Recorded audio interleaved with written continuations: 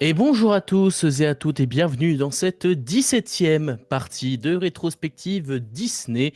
Aujourd'hui, nous allons nous attaquer à 5 films sortis durant l'année 2006-2007 pour le dernier, si on veut chipoter. On va parler effectivement de Bambi 2 pour commencer. Ensuite, nous parlerons de The Wild.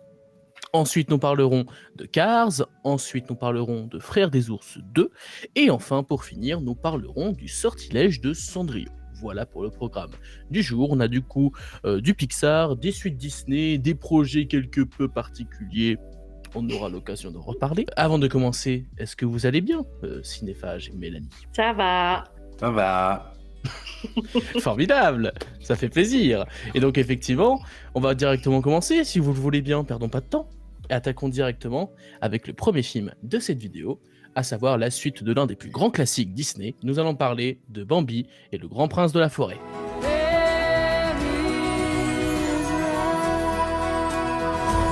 Bambi 2. Donc Bambi 2 ou Bambi, le Grand Prince de la Forêt, ou bien le Prince de la Forêt. Visiblement, plusieurs titres existent. C'est donc la suite de Bambi, bien évidemment, grand classique de chez Disney. Donc une suite quelque peu inattendue, on va dire. Enfin, inattendue, oui ou non, parce que bon, c'est une suite qui peut évidemment être propice à faire du bénéfice, forcément, au vu du nom assez prestigieux qui est Bambi. Mon cher cinéphage, est-ce que tu peux nous en dire un peu plus sur l'élaboration de cette suite ? Alors, Bambi 2, sorti en 2006. Quelques anecdotes. Déjà, on peut pas vraiment dire que ce soit un succès ou même que c'était un échec, mais voilà, c'était pas extraordinaire. Le film est sorti au cinéma en France et dans certains autres pays, mais pas du tout aux États-Unis. Aux États-Unis, c'est une sortie direct to vidéo. C'est même important de souligner que c'est le dernier film d'animation à être sorti en VHS. Faites ce que vous voulez de cette information. Ça marque Mais la fin d'une ère quand même. c'est la fin d'une ère. Il s'agit aussi du plus long écart entre un film original et sa suite directe, puisqu'il y a eu 64 ans entre les deux films. Et le précédent record était détenu par Fantasia. Donc Fantasia, c'était entre 40 et 2001, ce qui était déjà assez impressionnant. Mais là, 64 ans, on peut dire que Bambi a largement explosé les scores. Donc il y a certains décors du premier film, comme certains fonds et tout ça, qui ont été repris, réutilisés, passés sous ordinateur. Et il y a certaines idées du scénario qui étaient prévues pour le film original qui finalement ont été utilisées dans cette suite. On peut penser par exemple avec la rencontre un peu plus tôt du fan un peu turbulent, j'ai perdu son nom, c'est pas Randolph, c'est un truc comme ça. Je crois que c'est Renault, non? Renaud, ouais. Renault, hein, pas Renault, hein, rien à voir. Hein. C'est pas le chanteur. Hein. Et du coup, voilà, il y a eu pas mal d'utilisations. Donc finalement, on peut dire que cette suite était une sorte de concrétisation de plusieurs idées abandonnées. Est-ce qu'il valait mieux les laisser abandonner ou pas? Nous en parlerons un petit peu plus tard. Et aussi, il faut souligner qu'il y a un anachronisme entre le premier Bambi et cette suite, puisque dans le premier Bambi, Pampan avait 5 sœurs, et dans Bambi 2, il n'en a plus que 4. Donc je ne sais pas ce qui s'est passé avec la 5e sœur. Un chasseur. Est passé par là ce matin, mais c'est tout ce que je peux dire sur Bambi 2, et là, c'est pas non plus des masses d'informations. Voilà. J'imagine, hein, forcément, de toute façon, avec ce genre de suite, généralement. Ah, on verrait que pour les autres suites qu'on va parler ce soir, il y a un petit peu plus matière. Voilà. Ok, très bien. Bah écoute, si tu veux commencer, je te laisse faire pour Bambi 2, à moins que Mélanie veut prendre la main directement pour parler. Je laisse la main à Mélanie. Mélanie. Pour ça, bonne question pour un champion. Le 4 à la suite, c'est maintenant. Le 4 à la suite. Vas-y, Mélanie. Alors, Bambi 2, plutôt agréablement surprise. Je l'avais jamais vu. La fin m'a quand même plutôt intriguée. Enfin, ça m'a quand même fait quelque chose, on va dire. Donc, j'ai quand même plutôt apprécié le film. Ça a rien à voir avec un Tarzan 2 qu'on n'avait pas vraiment apprécié, où on voyait vraiment pas le propos, on voyait pas du tout l'intérêt du film. Là, Bambi 2, j'ai quand même apprécié en fait le travail autour de un peu des traumas de Bambi, puisqu'on le voit se paralyser, on le voit craindre la prairie, et on le voit surtout battre sa peur. Et du coup, j'ai trouvé ça assez intéressant. Intéressant aussi l'évolution du père, qui est très froid, très majestueux, et puis qui veut littéralement pas s'attacher à son fils, et qu'au final construisent quand même une plutôt jolie relation père-fils. Après, voilà, le début a peut-être un peu de mal à démarrer. On a du mal à retrouver quand même la magie du premier, quoi. Ça fait aussi un petit peu bizarre de revoir Bambi petit. Alors, j'imagine pas quand on a vu assez jeune le tout premier et qu'on le voit 64 ans après. Ça doit faire un peu bizarre de le revoir toujours petit. Ce qui m'a marqué surtout, c'est cette relation père-fils et quand même la petite action, la petite scène d'action à la fin, un peu flippante aussi avec les courses-poursuites des chiens. Et voilà, à part le milieu qui était un petit peu mou, je voyais pas trop l'enjeu du film ni les émotions. C'est vraiment la fin qui sauve le film pour moi. Voilà. Ok. En résumé.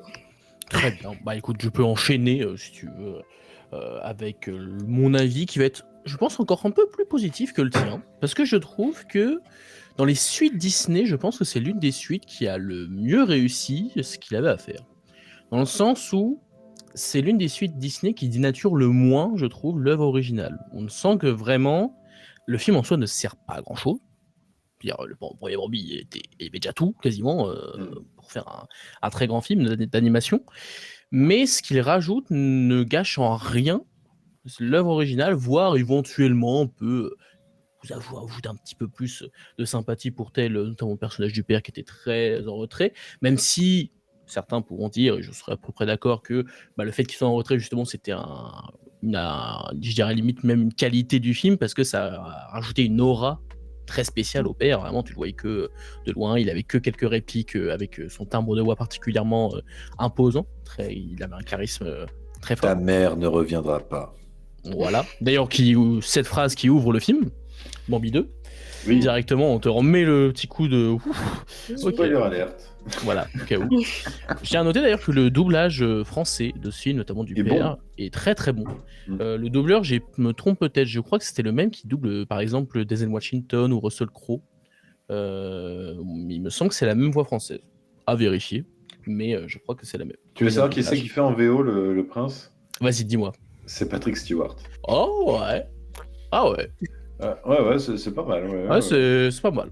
C'est pas mal. Et du coup, en français, c'est Philippe Catoire, connu pour avoir doublé Charles Dance, Ian McShane, Ian McKellen. Beaucoup de Yann. Voilà. Ed Harris, mais pas de... Ou alors c'était un autre doublage, parce que pour le coup, j'étais quasiment sûr de ce que je dis.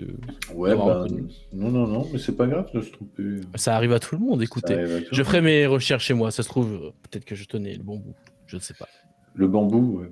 Non, le bon bout. Mais bref, très bon doublage français de manière générale, et l'animation est de bonne qualité aussi. Je trouve que pour une suite, franchement, c'est plutôt bien foutu. Et on retrouve cet aspect assez à la fois mignon, mais d'une certaine manière poétique, où on sent vraiment qu'ils ont fait un effort pour retranscrire la nature, tout ce qui va être forêt, etc. Je trouve qu'on retrouve toujours cette aura assez... Je n'arrive pas à trouver le bon terme. Je vais juste expliquer qu'on retrouve en tout cas l'ambiance du premier film, un peu atténuée quand même, parce que ça vise quand même un peu plus notamment le jeune public, avec ces nouveaux personnages comme Rodo, le fameux, qui est un peu... Bon là, qui est un nouveau sans être un nouveau en fait. C'est un personnage qui ne parlait quasiment pas, qui il me semble ne parlait pas du tout dans le premier film, mais qui là du coup... Non, c'était juste une bataille. Ouais, c'est ça. Du coup, il a eu le réutilise dans ce film, ils sont un peu... personnage qui n'est pas non plus un intérêt immense, hein, c'est juste là pour être le... c'est pour faire des péripéties. Il crée de la péripétie. Et c'est l'anti-Bambi, en termes de... Moi, j'ai vraiment l'impression... dans ma tête, il s'appelait le Dark Bambi. Avec la petite coupe, comme Spider-Man, non. Ouais, c'est Shadow, quoi. Ouais, c'est ça.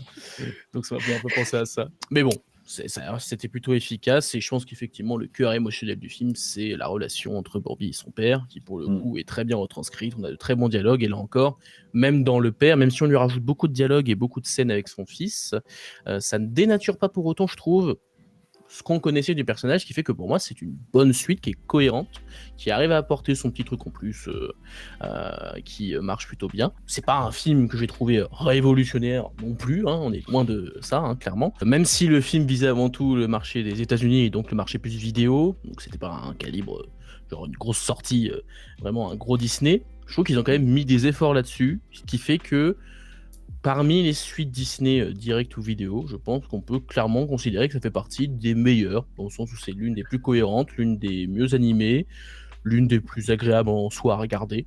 Je trouve que c'est En France, c'était vraiment une grosse sortie. Je me souviens des grandes affiches partout dans la ville et tout. C'était vraiment un événement. Bah forcément, je crois que Mais Bambi, ça a été- j'étais pas allé le voir pourtant. Oh bah moi, ça risquait encore moins. Parce que quand même, le côté frileux c'est un mythe-quel. Je pense que c'est Oui. ça qui me bottait pas à l'époque. Bah de toute façon, ça a le rien film à ne voir sert à avec, rien en tous les cas. Ça c'est sûr. Mais Moi, je il trouve a un peu quand même. en Parce fait, qu'il y a quand même la construction de Bambi, parce qu'il n'est pas juste devenu adulte et badass en même temps, c'est qu'il a aussi grandi, il a été élevé pour être prince, quoi, et ça se voit. en fait, ça explicite des informations qu'on aurait pu On se doutait. On aurait pu s'en Oui. douter. En soi, c'est pas mal. Oui, parce mais que ça reste bien c'était fait, mon- mais- C'était moins flagrant dans Bambi 1 que Bambi évolue et devient adulte et explore ses compétences que dans Tarzan où littéralement on a toute une chanson entière sur comment il devient Tarzan. Alors que Oui. pour le coup, le Tarzan 2 ne sert vraiment à rien. Ça se ressent encore plus. Bambi, je l'ai quand même beaucoup moins ressenti. Là encore, grâce aux suites qu'on a vues durant toute cette rétrospective, on relativise encore plus sur la qualité de Bambi 2 quand on se dit qu'on part de loin quand même, hein, au vu de certaines suites, genre Tarzan 2. Voilà, faut s'en remettre quoi. Donc voilà, je suis plutôt positif. C'est une bonne suite, même peut-être l'une des meilleures qu'on ait traitées sur cette rétro. Et toi, Cinéphage, tu es dans cette même optique ou un peu moins quand même J'avoue que j'ai bien apprécié. Alors oui, je suis d'accord sur le fait que ça n'apporte rien. Disons que, écoutez, ça fait 30 ans qu'on voit Bambi 1 sans cette suite. Ça veut quand même bien dire qu'on peut continuer à regarder Bambi 1 sans avoir cette suite. Mais c'est vrai que j'étais agréablement surpris de la qualité d'écriture sur la relation père-fils, qui était déjà quelque chose que j'avais bien apprécié chez Chicken Little. Et là, je trouve que c'était encore mieux réussi, d'avoir vraiment focalisé sur ce père qui, c'est pas qu'il est froid, mais c'est qu'il il est complètement paumé. Et ce que j'ai apprécié, c'est que c'est quelque chose qu'on a rarement vu, parce que même dans Le Roi Lion, on n'a pas ce développement-là avec Sarabi, de comment elle doit gérer l'enfance de son fils, et en même temps le deuil de son mari. Là, il y a plusieurs moments où tu sens que, tu vois, t'as Bambi qui parle de sa mère, et t'as le prince qui fait stop, ça va mal, on parle d'autre chose, je m'en suis pas remis. Et j'ai trouvé qu'il y avait quelque chose d'assez profondément touchant, en fait, dans la construction de la relation entre les deux. Et puis ce côté chercher l'admiration de son père, quand il l'a, enfin, je trouve que c'est bien fait, le côté du saut et tout ça. Moi aussi, j'avais la banane quand t'as le père qui lui dit ah ouais, dis donc, t'as fait mieux que moi et tout ça. Enfin, j'ai vraiment trouvé que c'était une suite très intéressante. Il y a des passages un peu de gras, on va dire, hein, qui sont pas nécessaires. Renaud, c'était pas nécessaire. Est-ce que Féline, du coup, c'est peut-être un peu le bémol, c'est on comprend pas pourquoi la relation avec Féline a fait autant de stand-by, du coup, vu qu'ils s'étaient déjà revus, à cette période-là, pourquoi il y a une longue période où ils ne se sont pas vus, quoi. Alors que dans le premier film, ça semblait un peu plus plausible. Fleur c'est enfin de putois. Quand même, on va attendre la suite pour voir quand même Fleur se servir de son odorat, enfin de sa capacité odorante. Mais voilà, non, j'ai trouvé assez réussi. Et c'est une suite qui marche bien en second programme. Pourquoi pas? Et c'est vrai que ça n'enlève pas la magie du premier film. Au contraire, ça apporte ce petit plus sur le lien qu'il y a entre Bambi et son père. Là, on comprend vraiment pourquoi Bambi est très attaché à son père. C'est plus que la figure paternelle, la figure de royauté, c'est mon père. Voilà, c'est mon papa. Et ça, j'ai trouvé ça très très beau. Bon, le problème, c'est qu'à la revoyure, c'est quand même compliqué. Faudrait limite qu'on insère le 2, enfin certaines scènes du 2 au milieu, enfin voilà, mais en tout cas, oui, c'est bien plus intéressant que Tarzan 2 qui n'apportait strictement rien et qui en fait ne pouvait pas apporter grand-chose. Là, pour le coup, il y avait un développement intéressant à faire sur Bambi encore, et au moins, ça permet une meilleure transition que la transition du premier film. Je rappelle, ta mère ne reviendra pas, et après... Voilà, c'est formidable. Là, on a Ouais. vraiment l'hiver et le début du printemps. Je trouve ça bien. Bah, je pense Donc, qu'on est une bonne suite.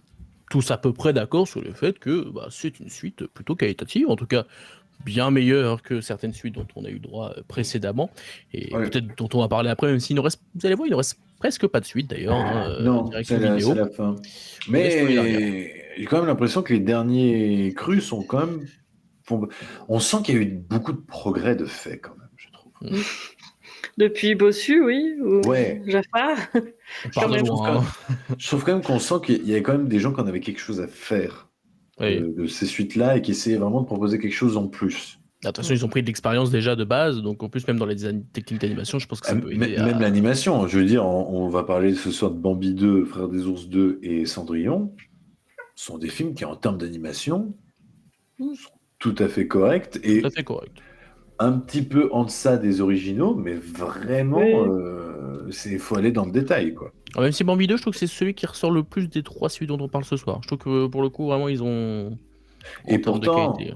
Et pourtant, niveau animation, Bambi 1 a vraiment un style particulier qui est très difficile de retrouver maintenant sans se servir d'un ordinateur, ce qui n'était pas le cas, Oui. évidemment.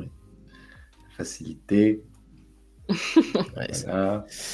aujourd'hui, c'est un petit peu plus facile, même s'il ne faut pas imaginer que ça se fait... Mais plus personne ne veut travailler, monsieur. Non. Donc voilà, pour ce qui est de Bambi 2, je vous propose qu'on passe à la suite. Et alors là... Allez, qu'on en finisse. Là, messieurs, dames, nous allons parler de... Je vous prends la mèche directement, de ce qui est à mes yeux le pire film de cette rétrospective. Non, mais non, on va encore en avoir. Hein. Le problème, c'est que ce n'est que le début de l'iceberg. Ah ouais? Je pense qu'on va en avoir un à chaque vidéo. Non, c'est pas possible. Non, c'est pas possible. Je peux pas y croire. Attends, mais j'avais jamais vu ça, mais d'ailleurs, c'était dans le Blu-ray de The Wild. T'as vu la bande-annonce de Bienvenue chez Robinson? Ça, j'ai déjà vu. C'est quand même mieux, je t'assure. C'est pas ouf, hein, mais c'est mieux. Puisqu'en effet, nous allons parler de The Wild. Walt Disney Pictures présente. J'ai reconnu l'odeur de Ryan. Ryan. Non! On vous a jamais appris à frapper, non? The Wild, bientôt dans les salles. Donc The Wild, ou Madagascar de Wish pour ceux qui préfèrent, sorti en 2006, s'il s'agit d'un film Disney. Oui, je sais que ça peut paraître étonnant, mais c'est bel et bien un film Disney, même si effectivement, tu as raison de le rappeler, Cinéphage, tu vas nous le rappeler d'ailleurs de suite, c'est un peu plus compliqué que ça. Je t'en prie. Alors, en fait, il faut savoir que le chantier... le chantier... T'as vu la gueule du chantier? Le projet s'est lancé en 2004, sorti en 2006. Déjà, on a un problème. Il faut quand même savoir que le film a été mis en chantier avant Madagascar. Ah. Mais Madagascar est sorti avant The Wild. Donc Madagascar a eu encore, en termes de production, une production beaucoup plus courte. Mais en fait, du coup, il y a eu des rumeurs comme quoi il y avait eu des plagiats, parce qu'en fait, les bureaux de DreamWorks étaient dans le même campus que Walt Disney Engineering. Donc voilà, il y avait des rumeurs quand même que DreamWorks avait sans doute un petit peu piqué les idées à droite et à gauche. On va pas se cacher, ils ont fait mieux. Voilà. Ça annule le plagiat quand même. Pourtant, je suis pas un immense fan de Madagascar, mais oui, non ils, plus, ont fait mieux. Ils ont fait mieux. C'est ce qu'on dit toujours. Un bon plagiat n'est pas un plagiat. C'est bon. Mais du coup, il faut savoir que le film n'a pas été fait par Disney, mais a été fait par la société Core. Alors, rien à voir avec l'entreprise Core Design, à l'origine de Lara Croft, Tomb Raider, qui faisait les jeux vidéo. Donc il s'agit de Core Digital Pictures. Okay. Et en fait, il faut savoir que c'est une société qui s'est lancée avec The Wild, qui a fermé avec The Wild.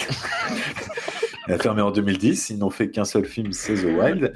Oh, le palmarès. Mais il faut savoir que Disney, en fait, cherchait d'autres associés puisque leur contrat avec Pixar venait à se terminer.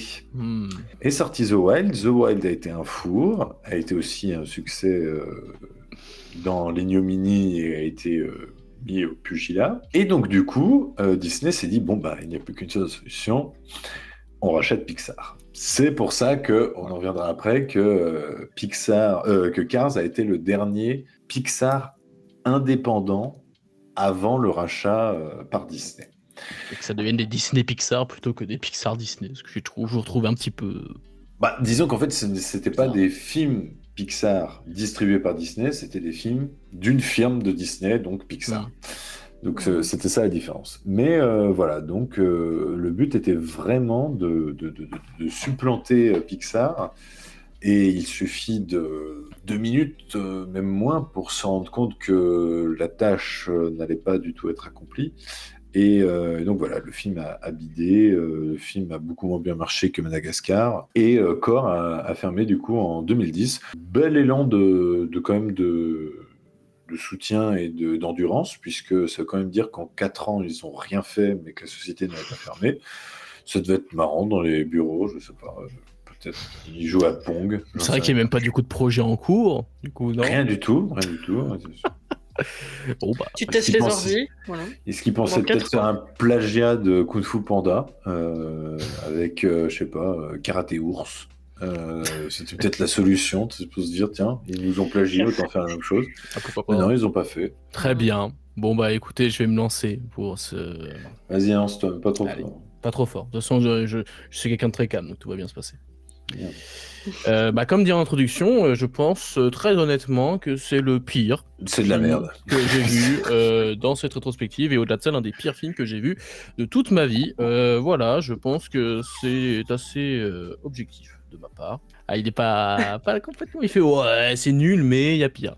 Non, Non, mais le pire j'ai vu film. J'ai vu pire dans ma vie quand même. J'ai vu pire, mais c'est vraiment genre c'est top 20 minimum. Genre, facile. Ah non, quand même. Ouais. Ah si, facile. J'ai vu des sacrées merdes. Hein. Enfin bref, dans tous les cas, peu importe la position, c'est nul. Ça c'est vraiment... je vais essayer de réfléchir. Voilà, je me suis dit, essayer de trouver une qualité, quand même, pour pas être trop méchant, machin. Il y a du Coldplay. J'aime bien Coldplay.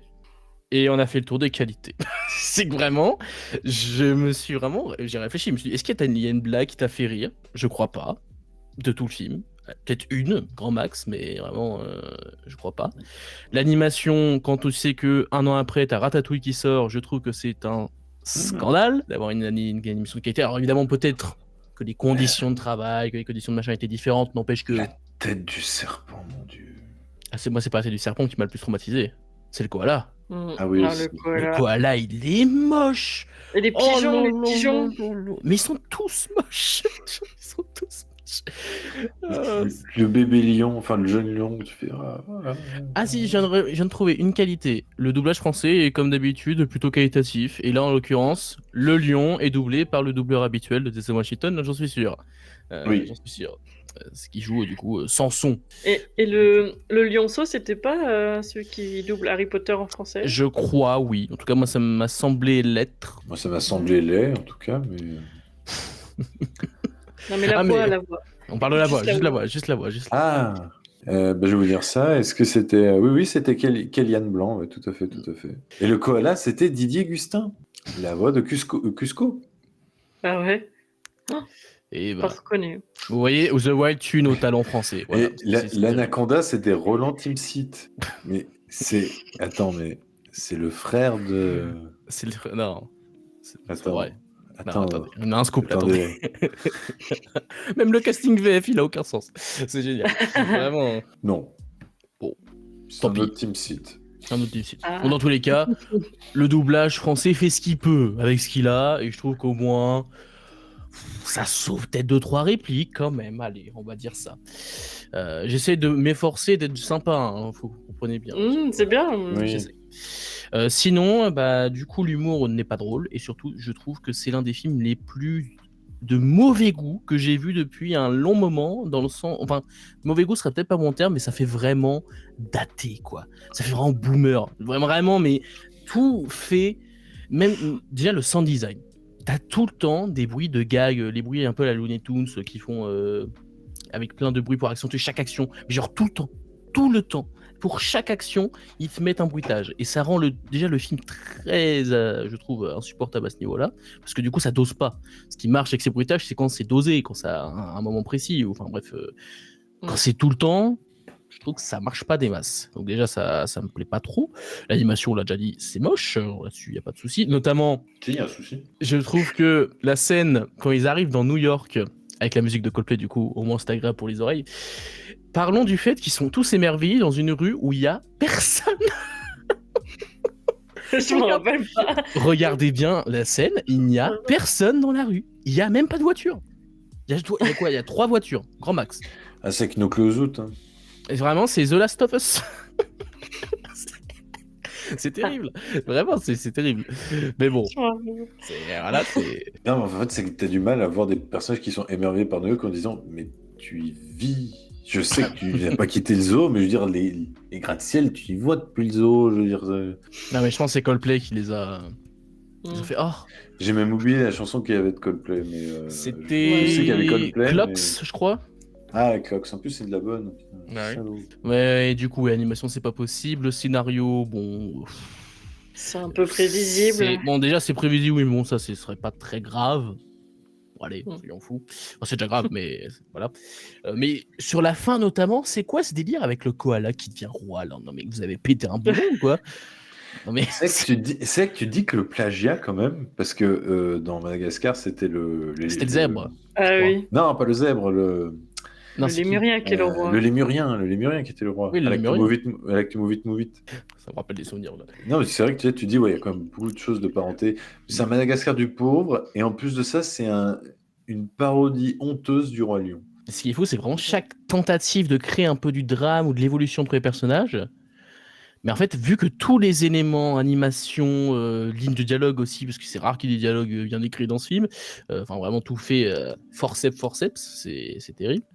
En fait, rien ne prend sens, rien ne... T'y crois jamais, voilà. Tu n'y crois jamais. J'ai l'impression vraiment de voir juste une sorte d'ersatz, un truc qu'ils ont essayé de faire, de bricoler à droite à gauche. Et du coup, ça donne un ensemble. Et au plus, je pense qu'il y a beaucoup... Je sais pas si quelqu'un a compté le nombre de blagues de paix. Mais je crois que il y en a un sacré. Alors, autant de temps en temps, ça peut me faire rire, mais je crois qu'il y en a au moins plus de 15. Sans rire. Hein. Donc là, c'est peut-être un peu. Vous voyez, ça fait... J'ai oublié. Ouais, moi, ça fait trop longtemps que je l'ai vu et du coup, il est sorti de ma mémoire. Je Il a l'ai pas vu voulu. la semaine dernière. Je n'ai aucun C'est vrai souvenir. Après, là, je me souviens juste de ce qui m'avait frappé, mais effectivement, il y a plein d'autres éléments que j'ai déjà oubliés. D'ailleurs, je me rappelle plus de comment le lionceau, il se retrouve dans un conteneur, enfin un truc pour aller jusqu'à Parce qu'il y l'île. va comme un con. Oui, mais ça, du coup, par contre, j'ai pas compris pourquoi le conteneur lui-même va vers l'île. C'est parce que le conteneur accueille les animaux? Non, parce que le conteneur, et du coup, je pense qu'ils ont demandé des conteneurs pour aller sur l'île parce qu'il faut qu'il fasse sortir des animaux de l'île parce qu'il y a un volcan qui est en éruption. Je me pose trop de questions peut-être, hein, mais n'empêche que... enfin voilà. C'est Vous pas l'aurez un bon compris. film. Je vous laisse continuer, mais de toute façon, je pense qu'on Mais va c'est être tous dans ça le même optique. l'histoire. Ça n'a aucun Parce que- sens. Ce qui est pas cohérent, c'est le lionceau qui se dit moi je vais aller vivre dans la savane, donc je me casse dans les conteneurs. Oh merde, le conteneur est fermé sur moi, et du coup je panique et en fait je vais rester avec mon papa. Mais non, mais ça n'a aucun sens qu'ils aillent à cet endroit-là avec des animaux. Bah si, pour les évacuer. Oui, les évacuer de quoi? De Parce De qu'il y a un l'éruption. volcan en éruption. à New Je York? l'ai dit. Mais Mais non, non, mais- quand ils vont sur l'île, dans la jungle. T'as oublié, Il est perdu, la là. fin. T'as Ah oui, oublié la fin. non, mais moi je te parle de comment ils arrivent, pourquoi ils arrivent sur l'île. Ah, mais ce que je dis, c'est que je comprends pas pourquoi le conteneur il va vers l'île. Vu que du coup, je me suis juste dit que c'est le conteneur, ça leur permettait d'accueillir les animaux, comme une arche de Noé un peu, on va dire. Je sais pas. Mais déjà, il n'y a pas d'humains. Je comprends pas vos questions, mais si, il y a des Il humains. les montre que de dos parce que sinon, à mon avis, ça devait être de la moche. Donc ils se sont dit, on va pas les montrer. Déjà que les animaux. Non, mais tu penses que c'est les activistes? Mais non, mais c'est les gens du. Ils se sont dit oulala, il faut sauver les animaux sur l'île parce qu'ils vont tous être cramés. On demande aux zoos, les plus grands zoos qui ont des conteneurs, de nous emmener leurs conteneurs sur l'île pour pouvoir évacuer les animaux. Et du coup, comme c'est un grand zoo, ils ont donné leurs conteneurs parce que c'est des conteneurs qu'ils utilisent pour prendre des animaux, les emmener au zoo, les sortir du zoo pour les remettre. Donc, oui, donc voilà. c'était prévu qu'ils soient tout le temps vides en fait. Oui, d'accord. C'est quand même complètement con. Bon, il faut réfléchir un peu, quoi. Oui, non, mais c'est complètement idiot, surtout que tu vois qu'il y a aucune infrastructure sur place et que tu vois aucun humain faire une action. C'est vrai que de souvenir, je sais pas si on voit ne serait-ce qu'une petite ville ou un village. Parce qu'il te montre le bateau sur le côté, enfin près du truc. Il n'y a même pas un camp, il n'y a rien. Bah si, il y a un abri avec tous les animaux dedans qui font la queue. Non mais... Vraiment plus Celui- Ouais, On mais a c'est pas fou, parce que regardé moi le je l'ai vu même encore plus tôt et je m'en rappelle plus. C'est fou. Ah non, mais ça Oh va là bien, là. Alors les blagues de paix, tu t'en souviens Alors- du alors, Ah moi, je m'en bah, souviens. non, j'ai pas Par contre, compris. putain pan du film. Je me souviens même pas d'une seule blague de paix, quoi, si j'en suis, mais je me souviens des gnous. Avoir dit, mais pourquoi les méchants gnous? C'était long en fait. En fait, c'était trop long Ah, ce film. ouais. Il y avait bien 1 heure de trop. Hein. Ah En non, fait, c'est- ils auraient dû les laisser crever sur l'île en vu la mocheté de l'animation. Il fallait pas les ramener. En fait, c'est un Ils étaient c'est un condamnés. film contre la SPA, ce film. Ne sauvez pas les animaux. Ça, Non, mais ouais, déjà, quand tu vois le niveau de l'affiche de Wild, New York, c'est la jungle. La jungle en question, il y a 0 voiture dans Times Square.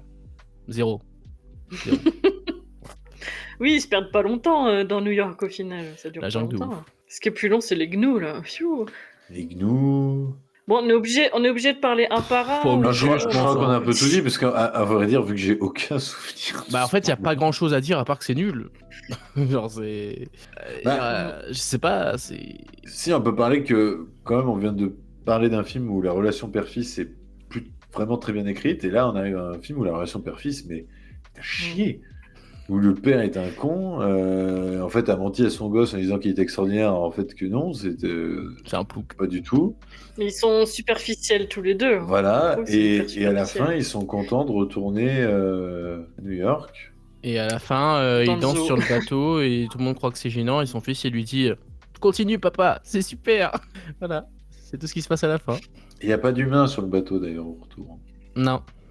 Non, ils conduisent Non, tout ils seuls. savent conduire, Ils savent mais- faire, t'inquiète. Il a essayé un peu. Après, on peut il a accepter ça. compris. Si des pingouins dans Madagascar peuvent conduire un Par avion, ils peuvent conduire un bateau. Oui, ouais, mais dans Madagascar, c'est un cartoon. Là, c'est tellement on essaye de te faire quelque chose d'un peu pseudo-réel, machin. Et Ces tout ça, cartoons c'est pour ça que c'est moche. par les sons quand même. Pour le coup, ils en ont mis des tonnes des sons visuels, enfin des sons de cartoon, comme je t'ai dit, c'est une limite surenchère même. On a quand même réussi à éviter le Roi Lion version 3D quand même. Bon, on a eu un peu une version 3D récemment, je veux pas dire, mais. Non mais qui, Quand même. non mais qui visuellement est quand même vachement mieux. Ah oui, bon, attends, entre The Wild et oui. celui-là. Non mais je parle du visuel, Ah je oui, parle pas de la- visuellement, ok, visuellement. Non, puis quand bien même, je crois que je préfère Ouais. mater 15 000 fois Mufasa plutôt que The Wild. Le problème, c'est que maintenant, Ah oui. j'ai le Blu-ray de The Wild. Brûle-le. Maintenant, ça va faire un trou. Tu l'offres à quelqu'un que t'aimes Ça va pas. faire un trou dans la collection. Oh, Enfin, il va c'est prendre la problème. poussière, celui-là. Mais, Oh. Peut-être qu'on se Comment refera un revisionnage Oh, dans 20 ans de toute la série trop. Moi, honnêtement, je vous dis, je le ferai pas, je pense. À mon avis, plus de rétro, plus jamais. Moi, j'ai tout fait, c'est bon. Pour résumer, pour ceux qui nous C'est de la écoutent, si vous ne savez pas que ce film existait, Il va continuer de ne continuez pas, comme ça. de pas savoir que ce film existe, voilà, parce que c'est ni fait ni à faire. Et si jamais il y a des fans de ce film, parce que je suis sûr que ça existe, il en faut pour tous les Ouais. goûts, dites-nous pourquoi Dites-nous. vous l'aimez. On veut Pourquoi savoir. On veut savoir. Non, si vous êtes fan de ce film, J'ai peur. des numéros existent. Servez-vous-en très rapidement. Il est prudent de voir un spécialiste. Très rapidement. Voilà. Sur ces mots, nous allons passer à la suite. Je pense que tout a été dit sur The Wild, une catastrophe sans nom. Peut-être le pire à mes yeux de ce qu'a fait Disney sur plus de 100 ans. La rétro n'est pas finie. Nous verrons si cela va changer. Nous passons donc à la suite et là on va parler de quelque chose qui personnellement me fait d'autant plus plaisir, ça va pas être le cas de tout le monde ici, mais moi c'est un film de mon enfance, donc je vais pas être très objectif, je pense forcément, même si je lui reconnais quelques défauts et tout. Il est mignon. Et oui, je sais, je suis mignon. Puisque, en effet, nous allons parler de Cars. Stickers par soleil. Ciao. Une vraie Ferrari. Eh ben ça, tu vois, sergent, c'est que de l'amour. N'insiste pas, Fillmore, tu me gênes. Donc, Cars, ou bien Cars 4 roues, qui est le titre français, ou bien Les Bagnoles, si vous êtes québécois, parce que c'est aussi le titre Oui. québécois. Voilà. Sorti en 2006, nouveau projet des studios Pixar, qui est donc un film sur la voiture, vous l'aurez compris, évidemment. C'est choquant, je sais, c'est absolument dingue. Mon cher cinéphage, avant que nous parlions plus concrètement du film, est-ce que tu peux nous en dire un peu plus sur l'élaboration de ce projet ? Eh bien, ce projet a débuté à la fin de la production de Mille et une pattes, donc en 1998, donc quand même pas mal de temps. 8 ans. 8 ans, mais il faut savoir qu'à la base, ce n'était pas du tout l'histoire que l'on connaissait, hein. À la base, on devait vraiment avoir une sorte d'adaptation du Vilain Petit Canard avec une voiture électrique au milieu de voitures à essence. Mais non, tu Non, trolls. pas du tout. C'était assez avant-gardiste, hein, pour le coup, hein. Ah ouais, Ouais, ah bah là, en plus, ouais, dès 1998. truc de dingue, quand même, hein. Ouais. Ah, c'est vrai que maintenant, les Telsa sont un peu les vilains petits canards. Hein. Voilà, c'est assez curieux. Il faut savoir que du coup, il y a une longue hésitation en termes d'animation, parce que comment tu peux animer des voitures? Parce que c'est pas quelque chose que tu vois qui bouge, normalement, enfin qui bouge pas toute seule. Et il y a eu plusieurs débats pour savoir si les yeux devaient être mis au niveau des phares ou au niveau du pare-brise. Et c'est le réalisateur John Lasseter qui a décidé que ce soit au niveau du pare-brise, puisque comme ça, toute la voiture est animée, toute la voiture bouge. Et en plus de ça, il trouvait que quand les yeux étaient au niveau des phares, tu avais l'impression que c'était des sortes de serpents qui parlaient. Du coup, ça faisait pas terrible en termes de discussion, quoi. Bah, ils avaient les yeux très proches de la bouche, quoi. Donc voilà. D'ailleurs, la langue qui sort des voitures, ça me fait toujours des cauchemars. Mais ça, c'est autre chose. Comme je l'avais dit juste avant, c'est le dernier film indépendant de Pixar avant leur rachat par Disney en janvier 2006. Donc, certes, le film est sorti après le rachat, mais la production était déjà énormément bien entamée. Quasiment dire que le film était quasiment fini. Et les ordinateurs utilisés étaient très puissants. Ils utilisaient déjà à l'époque du ray tracing, voilà, quand même. Vous voyez les voitures et tout, la lumière dessus. Et les ordinateurs utilisés étaient comparables à des ordinateurs de vrais designers de voitures. Donc voilà, quelque chose de très puissant. Et pour la petite nostalgie, c'est quand même le dernier film de l'acteur Paul Newman, qui nous quittera en 2008 et qui du coup prête sa voix à Doug Hudson. Voilà, un acteur de légende, Paul Newman, et du coup son film c'est Cars 4 roues. Pour un personnage de légende, Doug Hudson. Tout à fait, et le film sera un succès, bien évidemment, surtout en merchandising. Parce que c'est à ce moment-là que Pixar s'est dit, mais attendez les gars, on va en vendre des petites voitures. Oui. Bah, c'est très simple, je pense que tout jeune qui a à peu près mon âge avait Flash McQueen dans sa chambre. C'est là que tu vois qu'on on est différents, c'est que moi j'avais Woody. Bah oui, bah mon grand frère avait Woody. Woody et Buzz, ouais. Mon grand frère c'était Woody, moi c'était Cars. Voilà. Et là tu vas me dire, on a perdu au champ, je te vois venir. Regarde ce petit sourire. Non mais il y en a toujours, hein. Des cartes, il y en a toujours. Ça sent toujours très bien. Bah d'ailleurs, pour en parler, c'est non seulement un succès à l'époque, moins que les Woody, je pense très sincèrement que les Woody, il y en a plus. Je vois plus un gamin avec un carte à Woody ou même Buzz l'éclair. Je pense qu'à l'heure actuelle, Cars est plus populaire que Toy Story en termes de merchandising. Je pense. Bah, c'est plus simple. Après, en termes de film en lui-même, bon, c'est autre chose. Mais plus de films, et puis ils continuent à en faire chez Toy Story. Ils continuent à en faire. Mais ouais, mais en fait, c'est que Toy Story, ils ont compris le truc, c'est que maintenant, ils sont passés au stade objet de collection. C'est-à-dire que maintenant, ils te le vendent comme des objets de collection. Comme dans Toy Story 2. Oui, on a tous 30 ans maintenant, donc forcément. C'est terrible. On n'achète plus des cartables. Non, mais c'est pas grave. ou des housses de couette. Mon premier cartable, c'était un cartable 1001 pattes. Oh. Il était vert, orange et bleu. Quelle horreur. Ouais. Et donc, je vais vous retrouver la photo. Vous la verrez maintenant. Voilà, c'est magnifique. Comme ça, vous allez vomir maintenant. Mais du coup, Cinéphage, tu vas parler de l'élaboration du film, mais qu'en est-il de ton avis à toi? Commence, je t'en prie. Bah, moi, c'est peut-être le premier Cars où j'avoue que je suis pas rentré dedans. C'est-à-dire que je l'ai revu plein de fois. Il y a beaucoup de références qui me font rire au début du film. Parce que, voilà, mon père, par contre, est ultra fan de Cars. Parce qu'il adore les voitures. Et du coup, inévitablement, il y a pas mal de références qui me parlent aussi. Mais je n'arrive pas à voir ce film sans m'ennuyer. Je trouve qu'il y a un putain de ventre mou au milieu, mais extraordinaire, quoi, et qui m'impressionne parce que d'un côté, on a ce côté ventre mou, on a l'impression qu'on regarde vraiment un film qui est plus destiné pour un public pré-ado, enfin, je veux dire, un public qui s'intéresse vraiment au développement de l'histoire et tout ça, parce qu'il y a quand même un développement intéressant sur sur l'urbanisation, sur le fait que, voilà, est-ce qu'on perd pas le charme des petites villes, tout ça, il y a la nostalgie, de la route 66, tout ça, il y a quand même pas mal de choses qui reviennent là-dessus. Et d'un autre côté, tu as des blagues très, très, très, très infantiles, avec du coup les tracteurs qui pètent. Et en fait, je comprends pas. J'ai l'impression que le film est un peu... c'est pas trop ce qu'il veut faire en termes de ton, se paume un petit peu. Et c'est pour ça que j'ai du mal avec ce premier volet, mais en même temps que je trouve quand même sympathique sur certains points, parce que ça reste quand même un beau film. Je trouve que là, en plus, c'est la première fois que j'avais sur une grande télé. Le film a 20 ans, il claque encore. Franchement, il est encore les reins solides. Ça, il n'y a pas de souci. Et puis, le doublage est bien fait. Guillaume Canet s'en sort bien en Flash McQueen. C'est un miracle.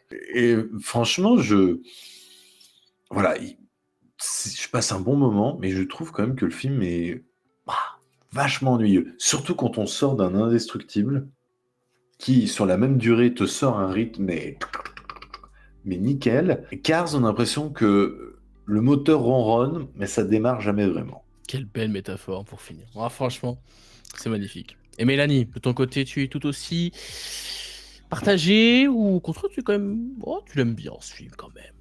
Je vais quand même rejoindre pas mal de cinéphages. Je pense qu'on est des vieux aigris. Hein. Ouais, ça doit être ça. Mais j'étais déjà vu aigri en 2006. Hein. 2006. Moi, je l'ai jamais... je l'ai vu une fois et je l'ai vu très tard. Je l'ai vu vraiment par curiosité parce que je l'avais jamais regardé à l'époque. Et ça m'a jamais vraiment attiré en fait. Et voilà, je pense que c'était la deuxième fois que je le voyais. Bon, je vais pas répéter ce que tu as dit. Moi, ce que je voudrais rajouter, c'est que c'est avec l'univers que j'ai peut-être un peu de mal. Parce que on sait que Pixar, ils aiment bien... bah voilà, ils font un univers de jouets, donc tout est à la taille des jouets. Ils font un univers de fourmis, donc tout est fait pour les fourmis et tout. On pourrait presque croire que c'est plausible, quoi, que les fourmis vivent comme ça, oui, un monde avec des super-héros, on voit que c'est plausible. Et là, un monde que de voitures, que de machines, j'ai du mal. Ça fait très à fond petit garçon, de manière stéréotypée, hein, à fond petit garçon, il n'y a que des voitures, que du vroom-vroom. Quand tu vois un gamin, il veut quoi? Un tracteur, on lui met des tracteurs, on lui met un hélicoptère qui parle pareil. Enfin, il n'y a que ça, des erreurs, il n'y a que des d'ailleurs. routes. Et puis... Ce qui m'a choqué, c'est que les avions de chasse n'ont pas d'yeux. Quand il passe lors de la Piston Cup. Ouais, c'est ça le truc qui m'a choqué. Je dis, mais attends, du coup, c'est quoi? Si, je crois qu'ils n'avaient pas des yeux, mais qui sont teintés, du coup, tu les vois à peine, non? mais en fait, c'est des vides complètement noirs. Alors, je sais pas. Oui, il me semble que c'est parce qu'ils ont des vides teintés, ce qui fait que tu les vois pas trop, mais je me trompe. Ok. En fait, j'ai l'impression que le côté tout véhicule vient plus par la suite. Ah bah oui, ce qui est sûr, c'est qu'en fait, les quelques trucs où on pourrait se poser des questions, la plupart, hein, pas tous, hein, mais en tout cas, ils ont essayé dans les suites d'y répondre, de te montrer qu'il y a d'autres façons, machin, etc. Bah, de toute façon, c'est surtout dans le 2, en fait, quand ils vont montrer le côté international de l'univers, que là, ça va prendre un peu plus d'épaisseur, entre guillemets. Mais là, enfin, je trouve on se pose plein de questions, genre, il y a une voiture Porsche, donc forcément, elle était avocate dans une autre vie. Un tracteur, t'es forcément une vache. Pourquoi? D'où ils viennent? Comment naissent les voitures? Comment sont construits leurs bâtiments? Et pourquoi? Et surtout, pourquoi ils cultivent des légumes? Pourquoi? Ils ont besoin que d'essence. Enfin, je sais pas. C'est pour les voitures qui fonctionnent comme ça. Les tracteurs, je suis sûr, ils fonctionnent plus à... Ça ressemble à des salades. Il me semble qu'ils boivent de l'essence, mais ils peuvent manger d'autres trucs ou boire d'autres trucs, mais qui sont plus de l'ordre des collations, genre des trucs un peu genre à côté. Mais non, on les voit que boire de l'essence. Même celle qui tient le bar, c'est... Dans le 2, je me trompe peut-être, parce que ça fait longtemps que je l'ai revu, mais il me semble qu'on te demande qu'il manque d'autres trucs, mais je suis pas sûr. Si je vois une voiture manger une salade, je... Enfin, là, oui, dans le 1, oui. Dans le 1, effectivement. Je connais que le 1, après, j'ai pas du tout vu le reste. C'est vrai que tu tiens peut-être le problème, c'est que pour une fois, l'univers mis en place par Pixar a des failles et fonctionne pas vraiment. Bah, ouais, je sais pas, je me pose beaucoup plus de questions que dans d'autres films Pixar. Et ce qui fait aussi que j'ai eu beaucoup de mal à m'attacher, à ressentir des émotions pour les personnages. j'ai eu du mal à rentrer dedans, quoi, même si je trouve le propos très bien, c'était mieux avant, on était plus lent, on prenait le temps, avec les décors qui sont magnifiques et tout. Je comprends l'histoire et c'est même aussi un peu courageux de faire un personnage vraiment exécrable dès le début, quoi. On a envie de le gifler dès le début et qu'on le voit évoluer vraiment, quoi. Il y a une jolie évolution, et c'est sûr. Mais j'ai du mal à rentrer C'est dedans. hélas un petit peu le même scénario que Bienvenue chez les Ch'tis, quoi. Il n'est pas muté non plus à Radiator Springs, abuse pas. Je crois pas, mais... Quand même, c'est un petit peu le même scénario que Bienvenue chez les Ch'tis. Bah, donc le cas Bienvenue chez les Ch'tis est sorti après, donc il n'y a pas de plagiat. Oui, Il y a- mais je suis sûr qu'il y a un film dans le même... Il y en a Non, 15 000 mais des après, c'est films... courant. Un gars de la ville qui a tout C'est ça. compris, qui croit avoir tout compris de la vie, et au final, non, il fait des rencontres, et il se rend compte que l'humain, Il devient flou. La voiture. aussi. c'est une bagnole, mais les voiture. relations sont importantes, quoi. Mais Il se rend voilà. compte que En Plouk, fait, c'est bien. j'ai fini le film, j'ai fait, oui, bah c'est vroom vroom, quoi. Vraiment, j'ai l'impression d'avoir regardé un gamin jouer avec ses bagnoles et ses véhicules pendant 2 heures. Non, Voilà. j'ai tellement l'image de Mélanie qui éteint sa télé. Ouais. C'est vroom vroom. Vroom vroom. Allez, je vais me coucher. C'est vroom vroom. Mais après, je comprends l'engouement, en fait, parce que... Bah, pour cette génération-là, oui. Voilà, il y a de la course, il y a Pas tant du que ça, en vrai, la suspense. course, au final, sur celui-là, c'est assez avare. Oui, il n'y en a pas tant que ça. Et c'est vrai qu'il n'y en a pas tant que ça, mais je comprends. Il y a les voitures sont jolies, il y a tout plein de références dans l'univers de la voiture. Et voilà, je comprends l'engouement et pourquoi ça a fait autant de bruit, et pourquoi ça a plu aussi. Et on Mais n'est voilà. pas encore dans le travers de... Parce que je ne déteste le personnage de Martin. Et je trouve que là, l'utilisation est encore bonne. L'utilisation sera parfaite dans le 3, vu qu'il a un simple caméo. Mais alors, le 2... Ah, le 2, ça va être marrant. Je sens que là, déjà que là, je suis un peu tout seul, je sens que le 2, je vais être encore plus seul. Voilà, alors là... Ah, le 2, oui. Surtout que tu parles à quelqu'un quand même qui est ultra fan de films d'espionnage, qui, quand a vu ça, il dit, mais c'est pas possible. Feedback Missile. Ah, je m'en souviens encore. Comme si c'était hier. Bon, bah, c'est à mon tour. Hein. Bah, écoutez, moi, vroom vroom, j'adore. La parole est à la défense. Là, c'est rare que je sois tout seul. Mais bon, Après, écoutez. on n'est pas à dire que c'est nul. Non. C'est juste que c'est vraiment, pour nous, le film ne marche pas. En toute honnêteté, à la revoyure, je dirais pas que le film est excellent. Je le trouve très bien, mais je le trouve pas excellent. T'as senti les ventre-mots, du coup? J'ai senti des ventre-mots, je suis d'accord. En fait, c'est effectivement, sur les 1h50, je trouve pas que tout est acheté dans la partie du milieu. Je dirais même qu'il y a une scène qui, pour moi, est la meilleure scène du film, au moins maintenant. L'une des meilleures, c'est effectivement celle où tu as Flash McQueen et Sally qui parlent autour du fait que Radiator Springs est désormais plus sur la carte, carrément. Et donc là, pour le coup, c'est une scène que j'ai trouvée très pertinente, que ce soit dans la façon dont ils abordaient le sujet du fait que on a des parties de l'espace, même en France par exemple, avec la fameuse diagonale du vide qui existe maintenant. Bon, moi, en géographie, on me dit de dire diagonale de faible densité parce que c'est pas. Voilà, mais bon, vous avez l'idée. Diagonale du vide. Il y a ce côté où voilà, il y a toutes les autoroutes qui sont autour et on a très peu de passages du coup dans ces endroits-là. Il y a beaucoup de villes et villages qui sont pas abandonnés. Ah, on se fait chier dans le centre, hein. Oh, il a mis une pique. C'est gratos. Je peux vous dire, quand vous traversez la France sur l'autoroute, c'est un long moment, vous faites chier. Hein.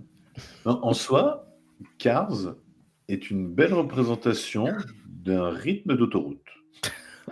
Au début, c'est bien. Au début, c'est bien. On se fait chier. Tu te fais chier. Et après, c'est bien. Tu dis, ah, c'est bon. Et après, t'arrives bientôt. Mais du coup, cette scène-là, je me suis même dit, en tant que professeur de géographie, ça pourrait être une scène intéressante à réutiliser dans le cadre d'un cours. Tu le réadaptes pour montrer le fait qu'une ville a été... Avec la carte, là, puis le chemin qui s'efface. La petite scène avec la musique, etc. Je trouve que c'est une scène qui, franchement, marche plutôt bien. Avec le motel qui est super beau d'extérieur, mais quand il rentre à l'intérieur, tu fais, c'est tout pourri. Critique pas Radiator Springs, s'il te plaît. C'est une très très belle ville. Non, tu sais, le motel qu'il retrouve dans la roche, là. Ah qui a une super gueule d'extérieur, et quand tu les vois juste faire le truc comme ça, tu fais avec ça. Oui, c'est qu'un détail. Oui, je comprends pourquoi ça ferme. Effectivement, c'est une scène qui m'a beaucoup plu, mais je suis d'accord que toute la partie sont même moi. Martin, il est marrant 2 secondes, mais d'ailleurs, j'ai peur un peu de revoir le 2 à cause de Ouais, ça. ça va. Parce Là, que c'est ça vrai va, que ça va encore. C'est vraiment sur la suite qu'il aime. Ouais, j'ai pas trouvé je l'ai pas trop- trouvé chiant, trop mais je non me suis plus. dit, par contre, je suis curieux de revoir le 2 parce que si c'est tout le film comme ça, j'ai souvenir que ça passait bien, mais j'étais gosse, donc voilà, on verra bien. Mais du coup, je trouve que l'histoire de... Déjà, l'introduction, pour moi, est l'une des plus mémorables de chez Pixar. Je ne suis pas objectif, je suis désolé, mais moi, la musique du début, je la connais par cœur. Voilà, toute la scène du début avec la Piston Cup, etc. Le fait qu'ils Will arrivent Gone. à 3, Will Gone, effectivement.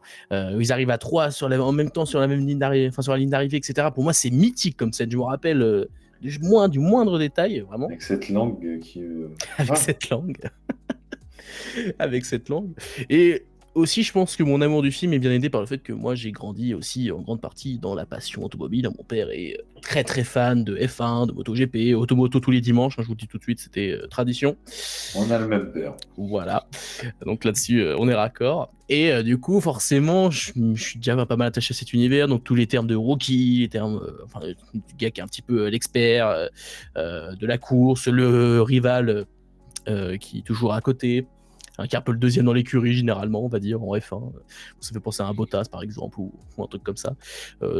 Mais d'ailleurs, ça me fait penser, ça me fait penser que au moment où on enregistre, le jour d'avant, on a un Français qui a gagné le Grand Prix de France MotoGP. Oui. Zarco. Donc je le dis voilà au passage parce que ça me fait plaisir. Ça c'était, je l'avais vécu avec mon père en plus, donc ça c'était un grand moment. Voilà, il était très heureux. Je l'ai vu à midi. Le commentateur ne se sentait plus pissé. Hein. J'ai cru qu'il allait clemser avant. Ah, mais ça fait 71 ans. Ah oui, mais ça fait 71 ans. De ouf. Au début, j'ai cru que, comme il parlait tellement vite, j'ai dit Zarco a 71 ans. Il tient bien sur la moto. Et non. Mais donc voilà, petite dédicace au passage. Oui. Vraiment super cool. Quand vous verrez cette émission, Zarco sera déjà à la retraite. Ça se trouve, il sera champion du monde de MotoGP. Moi, j'y crois moyen. Mais donc, Cars, l'introduction superbe. ouais, c'est ça. La conclusion avec cette course où finalement, il va pas aller jusqu'au bout de la ligne d'arrivée. À la place, il va faire en sorte que la légende de Shinoko va finir son dernier Grand Prix. Je trouve que c'est beau comme message pour les jeunes, le fait de se dire que l'important, c'est pas la victoire, mais c'est... voilà, le respect des autres, la solidarité. Je trouve que pour le coup, c'est un très bon message pour les jeunes, surtout dans le milieu sportif où généralement c'est plus la culture de la gagne qui l'emporte, hein, clairement. Donc c'est aussi sympa d'avoir un message comme ça qui diffère un peu, même si c'est bien aussi la culture de la gagne de temps en temps, mais il n'y a pas que ça, attention. Et donc voilà, j'ai apprécié ça. La bande originale de manière générale, hein, même que ce soit Real Gun, Life is a Highway, ça c'est une musique que je me repassais tout le temps, pareil, quand j'étais jeune. Donc ça, pour moi, c'est une BO qui m'a beaucoup marqué. Donc j'avoue que je fais partie d'une grande majorité de personnes, parce que quand vous demandez d'ailleurs à des gens quel est votre Pixar préféré, croyez-moi, il y a beaucoup de personnes qui vont citer Cars. Et je ne décode pas, hein, c'est beaucoup. Donc, faut croire qu'ils ont réussi, je pense, à capter un truc avec ce film. Je pense qu'ils ont trouvé une imagerie déjà très marquante, parce qu'on peut remettre en question la cohérence de l'univers, clairement. Ouais. Mais, je veux dire, cette image des voitures, c'est iconique. Alors, je trouve qu'ils ont une idée visuelle absolument dingue. Mais le film est une sorte d'absurdité, quand tu te rends compte, quand tu dis comment ça a pu plaire à cette génération, alors que le rythme n'y est pas, c'est impressionnant. Oui, mais le rythme, en fait, il est moyen, parce que c'est remplacé par des gags qui sont là pour les enfants, principalement. Donc je pense que du coup, les enfants, ils s'en rendent pas compte qu'on se fait chier, en fait. Je trouve quand même que ça parlote beaucoup au milieu, quand même. Je sais pas. Sans trop de blagues. Hein. Je sais pas comment on a ressenti Mélanie, mais il y a un long tunnel de dialogue, quand même. De toute façon, je reconnais moi-même que aujourd'hui, à la royure... C'est pour ça que... Mais je dis que c'est une absurdité, mais pas de manière péjorative. Plutôt une absurdité d'un côté positif, c'est que c'est un film qui techniquement ne devrait pas marcher sur les enfants et qui fonctionne. Peut-être que l'imagerie est suffisamment marquante pour les enfants, que du coup, ça leur permet de passer au-delà de quelques scènes de parole, je ne sais pas. J'espère juste que quand même, beaucoup de la génération n'ont pas été fans de Cars sans avoir vu le film en entier, ce qui serait quand même dégueulasse. Mais Bah, c'est possible peut-être que certains ont vu que des extraits, je ne sais pas. J'ai juste vu les courses. Suis les courses, la Piston Cup. Ah, c'est iconique, j'adore. Mais bon, C'est qu'une coupe vide. c'est qu'une coupe vide, effectivement. Bien dit. Célèbre réplique de Doc Hudson, qui était donc doublé par Paul Newman en version originale pour son dernier film. Ouais. Voilà. Bah écoutez. Et je- on ne va pas parler des mouches Ah oui, en les voiture. mouches en voiture, j'avais complètement oublié ça. Je disais, non. Eh oui, même les mouches sur tes voitures. Après, c'est techniquement cohérent parce que les tracteurs remplacent les vaches, donc il n'y a pas d'animaux en fait. Il n'y a pas Oui. d'animaux dans cet univers, je crois pas. Hein. Pas Ouais. du tout. Mais ça m'a. J'ai regardé à 2 fois, j'ai dit, quoi? C'est des voitures, ça. Avec des petites ailes. Moi, je trouve, Ouais, je trouve ouais. ça, je trouve ça très rigolo. Puis il y a beaucoup de personnages qui me font toujours, que je trouve toujours assez marquants, qui me font toujours rire du côté de Radiator Springs. Donc j'avoue que je sais que c'est pas un film qui est très réussi, et moi j'en ai conscience, mais Moi je n'aime. j'aurai pas. toujours de la sympathie pour ce film. Et même au-delà de la sympathie, un vrai amour, je pense quand même, parce que c'est un film qui m'a aussi, j'irais pas forgé, le terme serait fort, mais en tout cas qui m'a beaucoup marqué quand j'étais jeune et qui m'a, ouais, je pense que c'est aussi grâce à ce film que je me suis intéressé, en plus de mon père, à l'univers de la course automobile, à tout ça, parce que je dirais pas que je suis un immense fan, je regarde pas tous les grands prix de F1 toutes les semaines non plus, mais je suis ça régulièrement quand même, j'essaie de tenir à jour tout ça. Ouais, j'avais vu Fast and Furious à ton âge. On est moins sur le domaine de la course, mais il y a quand même un petit peu. Oui, puis c'est moins enfantin. C'est moins C'est enfantin. autre chose. Bon, après, c'est très immature aussi, mais pour Mais, d'autres raisons. mais j'ai vraiment vu, je pense, Fast and Furious à 6 ans. Ouais. Bon, ça, il y a pire. À voir. Oui, et puis Cinéphage a vu Oui. pire. On a entendu des trucs, des fois, je préfère oublier. Voilà. Donc, je pense qu'on a fait le tour Lui sur aussi. Cars, à moins que vous ayez quelque chose à rajouter. Je pense qu'on a déjà bien parlé, hein, quand même, sur le film. Ouais, c'est intéressant. C'est intéressant. On va dire ça comme ça. Donc, voilà. Moi, personnellement, c'est un film que j'aime beaucoup. Forcément, c'est un Bernard film Pivot, l'apostrophe. Cars, en effet. Ouais, Ce sont des petites voitures. Voilà. Pas mal. Hein. Mais dites-nous dans les commentaires, hein, comme d'habitude, si vous, ça fait partie de votre enfance ou au contraire, vous n'êtes pas très réceptif comme les Mélanie et Cinéphages, malgré qu'on reconnaît dans l'ensemble les qualités du film, que ce soit sur l'animation, on n'en a pas parlé en détail, mais on est quand même sur de la bonne qualité, de la mise en scène des courses aussi, hein, le montage des courses, tout ça, c'est très bien fait. Êtes-vous aigris, des vieux aigris ou des gens? C'est vrai qu'on sent qu'il y a quand même un gap en termes entre les Indestructibles et Cars. C'est-à-dire que les Indestructibles, par moment maintenant, tu pourrais dire Pour moi, ça peut-être un petit peu vieilli sur certains points sur l'ordinateur. Cars, c'est très difficile encore à l'heure actuelle de vraiment voir. Ah, il manque des trucs. Je pense que le gap d'animation le plus violent qu'on va avoir, c'est Ratatouille. Passer de Cars à Ratatouille, j'ai souvenir que Ratatouille est d'une beauté. Et Ratatouille m'a rassuré. Parce que j'arrivais à un âge en 2006 où déjà les Disney, pour moi, c'était passé. Et je me disais, mais ça se peut, les Pixar, c'est passé parce que Cars ne me parle pas. Et Ratatouille m'a rassuré en me disant, j'ai encore ma place chez Pixar. Mais ça, on en parlera dans 2 semaines. Ce n'est pas le sujet d'aujourd'hui, puisqu'en effet, nous allons passer au prochain film, une nouvelle suite Disney d'un classique, pas l'un des plus grands, mais malgré tout un classique plutôt populaire. Nous allons parler de Frères des Ours 2. Bah, pourquoi tu leur en parles pas? Je suis en train d'en parler. Frères des Ours 2, c'est notre prochain film. C'est vrai, et dans ce film, il y aura même des élanettes. C'est des élans filles. Quelle ambiance? Ouais. Les filles, ça met du piment dans les aventures. Hein. Frères des Ours 2, le nouveau film d'animation irrésistible en DVD Disney. Donc, Frères des Ours 2, sorti en 2006. Il s'agit donc bien entendu de la suite de Frères des Ours, qui est donc... oui, je sais, c'est choquant, voilà, vous s'y attendez pas. Alors, je crois que c'est une... Est-ce que c'est une suite qui est sortie au cinéma en France, ce Cinéphage? Pas du tout. D'accord, c'est plutôt un direct ou vidéo pour le coup, total. De toute façon, je crois qu'après Bambi 2, on n'a plus, et jusqu'à certains faits clochettes, mais pas les premiers, on n'a plus de films suite qui sortent au cinéma. Est-ce que tu peux nous en dire un peu plus sur Frères des Ours 2 Oui, j'ai quelques informations. Alors, si vous vous souvenez bien des épisodes précédents, nous avions dit que pour Frères des Ours, c'était Joaquin Phoenix qui avait doublé Kenai. On a dit que Joaquin Phoenix avait un problème d'emploi du temps. Maintenant, on peut le dire clairement en 2025 que Joaquin Phoenix est quelqu'un de chiant. insupportable et qu'il a sans doute pas voulu le faire, comme beaucoup de projets, puisqu'il est très réputé maintenant pour abandonner tout ce qu'il n'a pas envie de faire. Voilà, les privilégiés. Et donc, du coup, Joaquin Phoenix, dans ce film, est remplacé par Dr Mamour, Patrick Dempsey, du coup, qui doublera Kinaï pour la version originale, alors que pour Coda, c'est toujours le même. Je vais vous retrouver le nom du jeune acteur. Et d'ailleurs, ils avaient un petit souci, c'est que entre le premier et le deuxième, voilà, Jérémy Suarez, il avait déjà un petit peu muet. Ah. Donc, voilà. C'est pour dire qu'il n'y aura pas de 3, quoi. En tout cas, pas avec lui. Le film, à la base, devait être centré sur Truc et Muche. Et ça a été vite abandonné en se disant, non, mais en fait, on peut pas faire de suite sans Kenai et Koda, c'est quand même le cœur du film. Puis bon, ça aurait été chelou de faire un Frère des Ours 2 sur 2 élans. Surtout que Kenai et Koda ne devaient pas du tout être dans la suite. Frère des élans, je sais pas. Voilà. Élan frère. C'est le dernier film aussi de Rick Moranis. Rick Moranis qui n'est pas décédé, mais qui est cet acteur que l'on a pu voir dans SOS Fantôme, que l'on a pu voir aussi dans Chérie, j'ai rétréci les gosses, c'était le père. Et en fait, il est doublé, alors je sais plus si c'est Truc ou Muche, c'est l'un des deux. Et en fait, il a pris sa retraite pour s'occuper de ses enfants suite au décès de son épouse. Donc voilà, un homme tout à fait remarquable, qui n'a depuis jamais repris les chemins des studios, ce qui est dommage. Et puis bon, les enfants ont grandi quand même. Il a tout le temps refusé de revenir dans un SOS Fantôme ou quoi que ce soit. Voilà, c'est dommage. Et puis, vous avez sans doute remarqué qu'il n'y avait pas le frère dans cette suite. Le frère d'Enaï, il n'y est pas.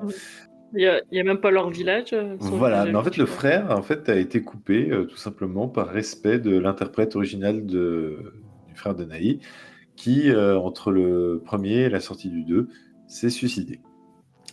Voilà, c'est toujours très joyeux quand on parle de Frères des Ours. D'accord, on enchaîne les anecdotes. Super. Voilà. L'autre qui veut pas travailler, l'autre qui l'époux qui meurt, etc. L'épouse. Autre chose? Non, c'est tout. C'est tout. Parfait. Bah écoutez, qui veut commencer? Mélanie, tu veux commencer sur Frères des Ours 2 ou pas? Oui, je peux. Elle peut. Elle peut. Est-ce qu'elle veut? Si, on va y aller. Bah, c'était bien. C'est bien. C'était bien, écoutez. Scénario qu'on a vu 1000 fois. Je sais pas, le couple qui s'aime plus, mais qu'en fait, ils passent 3 jours ensemble et c'est l'amour fou et on se transforme en ours, carrément. Après... Non, mais vous y avez pensé. Alors. Non, mais quand elle le voit en ours, la première action qu'elle a, c'est ah ouais, ça te va bien. Tu fais ok. C'est déjà il y a un petit penchant. C'est bizarre quand même. Oui. Tout le long du film, c'est un peu bizarre parce qu'ils se regardent vraiment de façon amoureuse et c'est un ours quoi. Ouais, mais après on peut se dire que c'est les deux âmes qui sont amoureuses. C'est les deux âmes qui sont amoureuses. Puis bon, ils sont connus humains. Enfin, voilà. Moi, j'y range au même stade que Shrek, si tu veux. Donc ça me choque moins, tu vois. Non.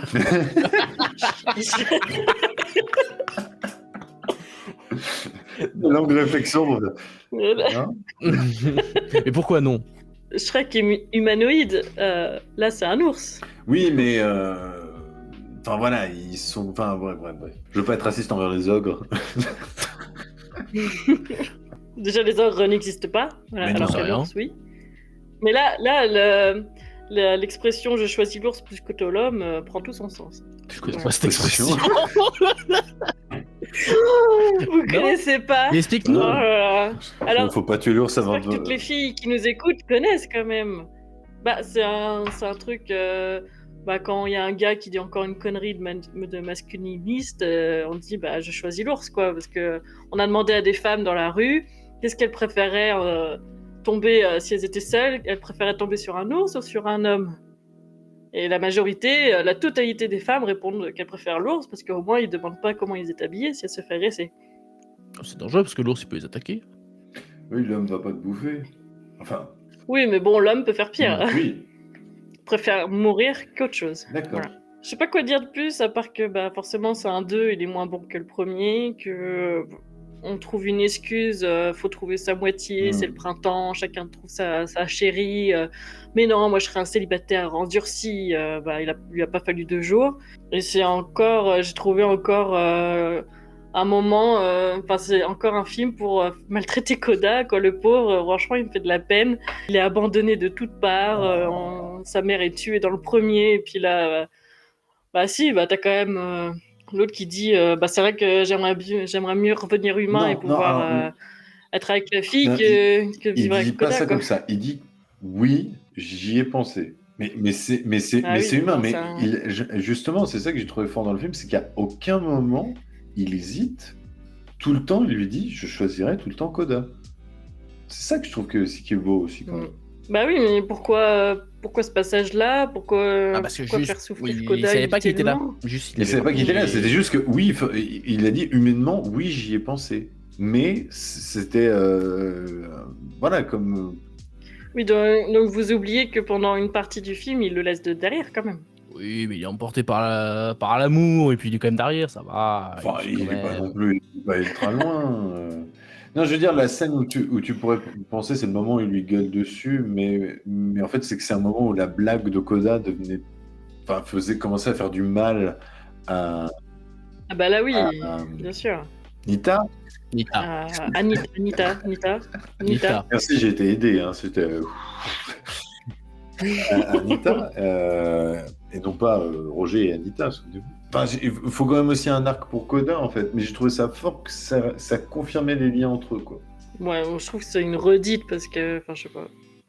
Oui, Koda est chiant, C'est un oui, enfant. mais encore il reste un enfant, donc enfin bon. Je sais pas si le 2 était vraiment pertinent en fait. Est-ce que voilà, pour le coup, est-ce qu'il vraiment servait l'histoire et le propos, à part faire transformer tous les villages alentours en ours, je comprends pas quoi. Non, franchement, la fin en plus avec ce semi-mariage avec les humains et les ours d'un côté, j'étais là, Manque plus qu'à. et tout le monde trouve ça normal. Manque plus qu'à. Tout le monde Un trouve ça petit sourire normal. encore en disant Koda, tu vas bientôt avoir un petit frère. Oh. T'as vraiment l'esprit mal placé, c'est fou. Enfin, un neveu plutôt. Enfin, j'ai l'esprit mal placé. Bon, j'avoue, j'ai quand même eu un moment d'émotion. Bah, avec toute l'histoire de Koda qui va dans le village et qui est attaqué par les hommes, et puis Kanaï, non Comment il s'appelle Canaille. Kanaï qui vient le sauver, la course-poursuite. Bon, voilà, c'est un petit peu prenant Ouais. quand même. Faut pas l'enlever, mais voilà, je lui ai pas mis plus de 6 sur 10, quoi, Moi non plus. Moi non plus. quand même. Je crois qu'en fait, on a tous à peu Bah, près le ça même va. avis, j'ai l'impression, pour celui-là aussi. Hein. Ouais. Disons que Ouais, c'est. ça va. Pour moi, c'est encore plus le cas que Bambi 2. Ça sert à rien. Vraiment, le film, pour moi, n'apporte rien par rapport à l'original. Parce que Oui. le seul truc qu'il apporte, un chouïa, c'est de dire qu'il a pensé au fait qu'il voudrait redevenir humain. Mais encore ça, tu pourrais très bien t'en douter, parce que c'était déjà un dilemme dans le premier, donc du coup, tu t'en doutais un peu. Mais on va dire que ce passage-là était un peu utile, quand même. Enfin, il apportait quelque chose.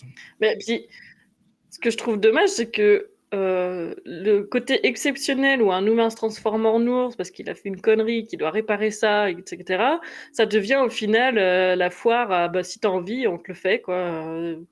Et ça m'énerve. Il y a plein d'œuvres comme ça où c'est un truc exceptionnel quand même. Ça arrive pas à tout le monde et il faut que ça arrive du coup à la voisine du coin. Quoi. C'est Franchement, un peu ça différent m'énerve. parce que du coup, c'est Koda qui invoque les grands esprits pour que Kenai redevienne humain. Donc, quand même. Oui, mais pourquoi c'est si facile d'invoquer les esprits pour un Attends, je vais ourson? essayer. Mais je pense. Non, tu n'es pas un ourson, c'est chaud. Mais je pense que c'est peut-être dans ce truc de dire c'est par sa blessure, c'est par sa douleur qui est venue comme cette magie à la base, par la perte de sa mère, et donc peut-être que. Ça crée une Voilà. réaction.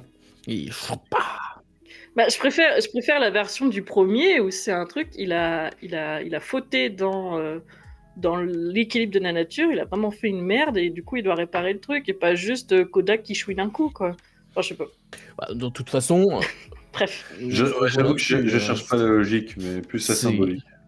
Moi, j'ai juste trouvé que Ah le oui, film suivait à peu près l'ambiance du premier, que c'était toujours plutôt sympathique à suivre. Les musiques s'écoutaient à peu près, dans celles qu'il y avait, bon, c'est oubliable, mais au moins ça fonctionne. Voilà. Bah, c'est mieux que les musiques de Tarzan 2. oui, il y en avait beaucoup Oui, moins. oui. Franchement, elles sont même Mais pas mal. tout hein. est mieux que Tarzan 2. Enfin, Non, mais les chansons très Sauf The Wild. en fait, un petit moment après avoir fini le film, c'est vrai que c'est pas trop mal. Voilà. Puis l'animation reste correcte. Je trouve quand même qu'elle est en dessous de Bambi 2, mais qu'elle est plutôt pas mal quand même. Bah, je pense que si tu te fais le 1 et le 2 à la suite, tu vois un petit gap, mais t'es pas non plus ultra choqué, quoi. Je pense aussi, effectivement. Après, voilà, les personnages restent relativement similaires. Juste, du coup, vu qu'ils restent à peu près les mêmes, ils ont une toute petite évolution dans le film. Ça me laisse quand même toujours poser la question de, du coup, à quoi servait ce film?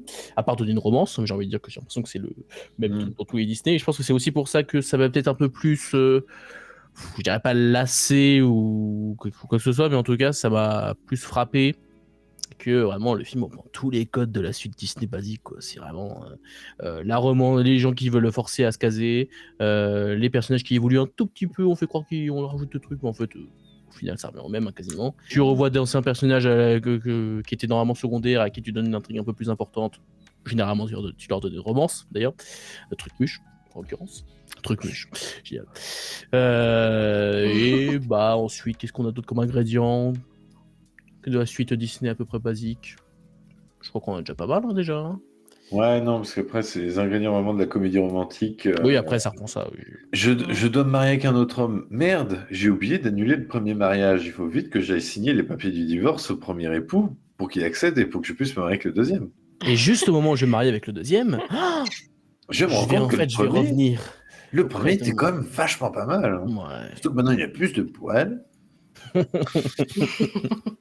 Voilà. Donc, Cinéphile, tu veux rajouter des éléments peut-être sur ce film quand même. Bah, je suis d'accord que ça tombe dans le carcan de faut absolument caser tous les personnages célibataires chez Disney, que j'avais déjà ressenti à l'époque. Mais j'avoue que je passe quand même un moment assez agréable devant le film parce que c'est une suite qui va pas chercher plus loin que ce qu'elle n'est. Je trouve quand même que les moments d'émotion sont plutôt bien réussis, qu'on ne remet pas en cause les personnages de Kenai et Koda. C'est assez respectueux de ce qu'ils étaient dans le premier film. Que j'aime assez bien la dynamique avec le nouveau personnage, donc Nita, qui au début donne un peu des allures de Pocahontas, mais en fait est quand même beaucoup plus différente, moins indépendante, enfin plus jeune, plus gamine encore. Mais il y a ce côté vraiment, il y a le traumatisme de l'eau qui est intéressant, c'est quand même échappé à la mort de peu.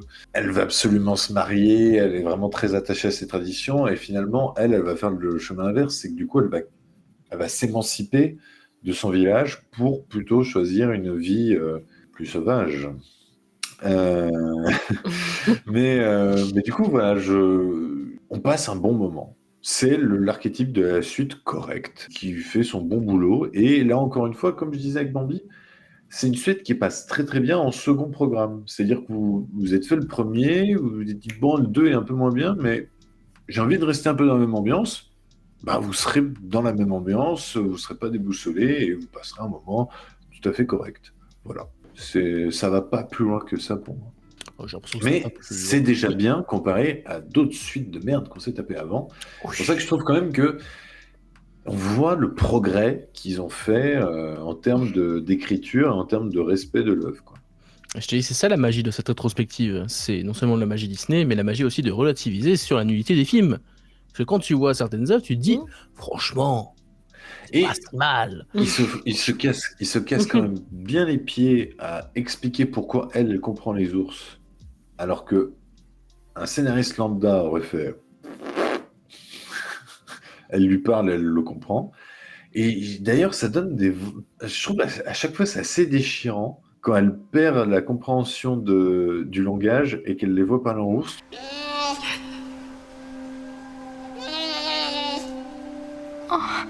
Je trouve que c'est quand même bien, c'est bien foutu, je trouve, quand même, côté émotion. Et c'est que tu comprends que vraiment, elle crée une dépendance envers lui. C'est qu'elle se recrée une dépendance envers lui et dit je m'en rendais pas compte, mais en fait, je l'aime encore. Quoi. Et le fait de ne plus le comprendre, ça me crève le cœur. Je trouve ça beau. Voilà. C'est le printemps, l'amour. Ouh là là, le lover. Ah oui. Mais de toute façon, ça, un film avec une histoire Je de crois qu'il allait dire, romance. moi, un lover, bah t'imagines pas. Non, non, J'ai cru qu'il allait dire ça. non, c'est que je veux dire, c'est qu'un film avec une histoire d'amour qui tient à peu près debout sera toujours mieux pour moi qu'un film qui est juste moyen et qui propose rien. Je suis très attaché par ces j'aime beaucoup l'amour. Donc il y aurait eu une histoire d'amour dans The Wild, t'aurais aimé le film alors. Bah peut-être un petit peu plus, ouais. C'est fou. Ah d'accord. Faudra dû casser une lionne. Enfin voilà, pour ce qui est de Frères des Ours 2, je pense qu'on est à peu près quand même dans l'ensemble du même avis, dans le sens où on a tous passé un moment tout à fait sympathique. Après, est-ce que le film apporte vraiment quelque chose à la Non, mais c'est ça. une suite. Donc en fait, c'est très, quand on y réfléchit, c'est très rare qu'une suite soit vraiment très importante, hein. Ou alors le premier s'est terminé sur un cliffhanger. Enfin voilà. Là, c'est vraiment la suite. C'est vraiment c'est le truc Netflix, quoi. Si vous avez aimé ce film, vous aimerez. Voilà. Ah bah, ce qui est sûr, c'est que c'est du même niveau, voire même meilleur que la plupart des films Netflix que j'ai vus. Oui, ces dernières années. C'est indéniable. Au moins, il y a un minimum de personnalité. On peut pas lui enlever. Un petit peu. Parce que certains films Netflix, vraiment, je m'en suis tapé beaucoup de films que je me dis « Ah, c'est vrai que je l'ai vu, celui-là !» Ah ouais, bah... Donc voilà, pour ce qui est de Frères des Ours 2, je vous propose qu'on finisse par le dernier film de cette vidéo. Là, on va parler du Nouveau Dune. Alors, pas tant que ça une suite, mais c'est aussi une revisite, d'une certaine manière, du film original. On m'avait beaucoup vendu ce film, comme quoi c'était vraiment une suite fortement sympathique. Est-ce que je le pense? Ça, on va le voir dans quelques instants. On va parler du film Le Sortilège de Cendrillon. Que le temps et les marées reviennent en arrière, que Cendrillon vive malheureuse pour toujours. Walt Disney Pictures présente Cendrillon 3, bientôt en DVD. Donc, Le Sortilège de Cendrillon, sorti en 2007. Il s'agit de la deuxième suite à Cendrillon. Souvenez-vous, on avait parlé déjà quelques émissions de la deuxième suite qui était 3 histoires autour du thème de Cendrillon. J'ai souvenir qu'il n'y en avait qu'une à la fin qui était pas mal et que le reste, j'ai pas trop aimé. Il s'agit donc à la fois d'une suite, mais aussi d'une revisite, comme j'ai dit juste avant, du premier film Cendrillon, puisqu'en effet, le scénario va justifier qu'on va faire en sorte que le premier film ne se termine pas comme vous l'avez vu, justement. On va changer un petit peu les règles. Cher Cinéphage, est-ce que tu peux me dire un peu plus sur la création de cette suite? Oui, alors un peu compliqué comme tu l'as sous-entendu parce que le titre a énormément changé pendant la production. Alors en France, c'est Le Sortilège de Cendrillon. En VO, c'est Cinderella 3, A Twist in Time. On a l'impression que c'est Back to the Future, quoi. C'est DeLorean qui va débarquer. Génial. C'est une suite qui permet le développement de plusieurs personnages qu'on n'avait pas l'habitude de voir développer. Par exemple, le prince, qui est quand même tout bonnement anecdotique dans le premier film. Et il faut savoir que le prince a été grandement inspiré par Hugh Grant, dans sa manière, son flegme, on va dire. Il faut savoir aussi que la production est un peu plus longue, de 2004 à 2007. Le film sera un succès, ce qui est impressionnant à souligner. Et c'est réalisé par celui qui avait fait Winnie l'ourson et les félans. On lui confie l'idée de faire un film Cendrillon, et tout de suite, il a une idée en disant « Je veux faire autre chose que Cendrillon 2, je veux vraiment faire quelque chose de remarquable qui va marquer les gens. » Et du coup, il va juste garder quelques idées du 2. Donc, l'idée qu'Anastasie est plus sympathique et continue à développer cette sympathie-là. Et aussi la gouvernante du château, qui est un personnage qui apparaît dans le deuxième film et qui revient dans celui-là. On a aussi un petit caméo dans le générique du boulanger, qui sous-entend que Anastasie allait se mettre en couple avec le boulanger. C'est dans un des tableaux du générique de fin. Voilà. J'ai pas remarqué aussi, j'ai fait « Ah, j'ai la référence ». C'est le premier tableau, t'as coupé vite. Hein. Du coup, t'as raté la scène post-générique. Il y a une scène post-générique, ça j'ai pas vu par contre. Ah Il y a une merde! scène post-générique où du coup, la belle-mère et Javotte redeviennent humaines, mais dans le costume de Cendrillon, avec un balai, elle relâche le balai, elle fait comme ça. Et voilà, ça se termine comme ça. C'est amusant.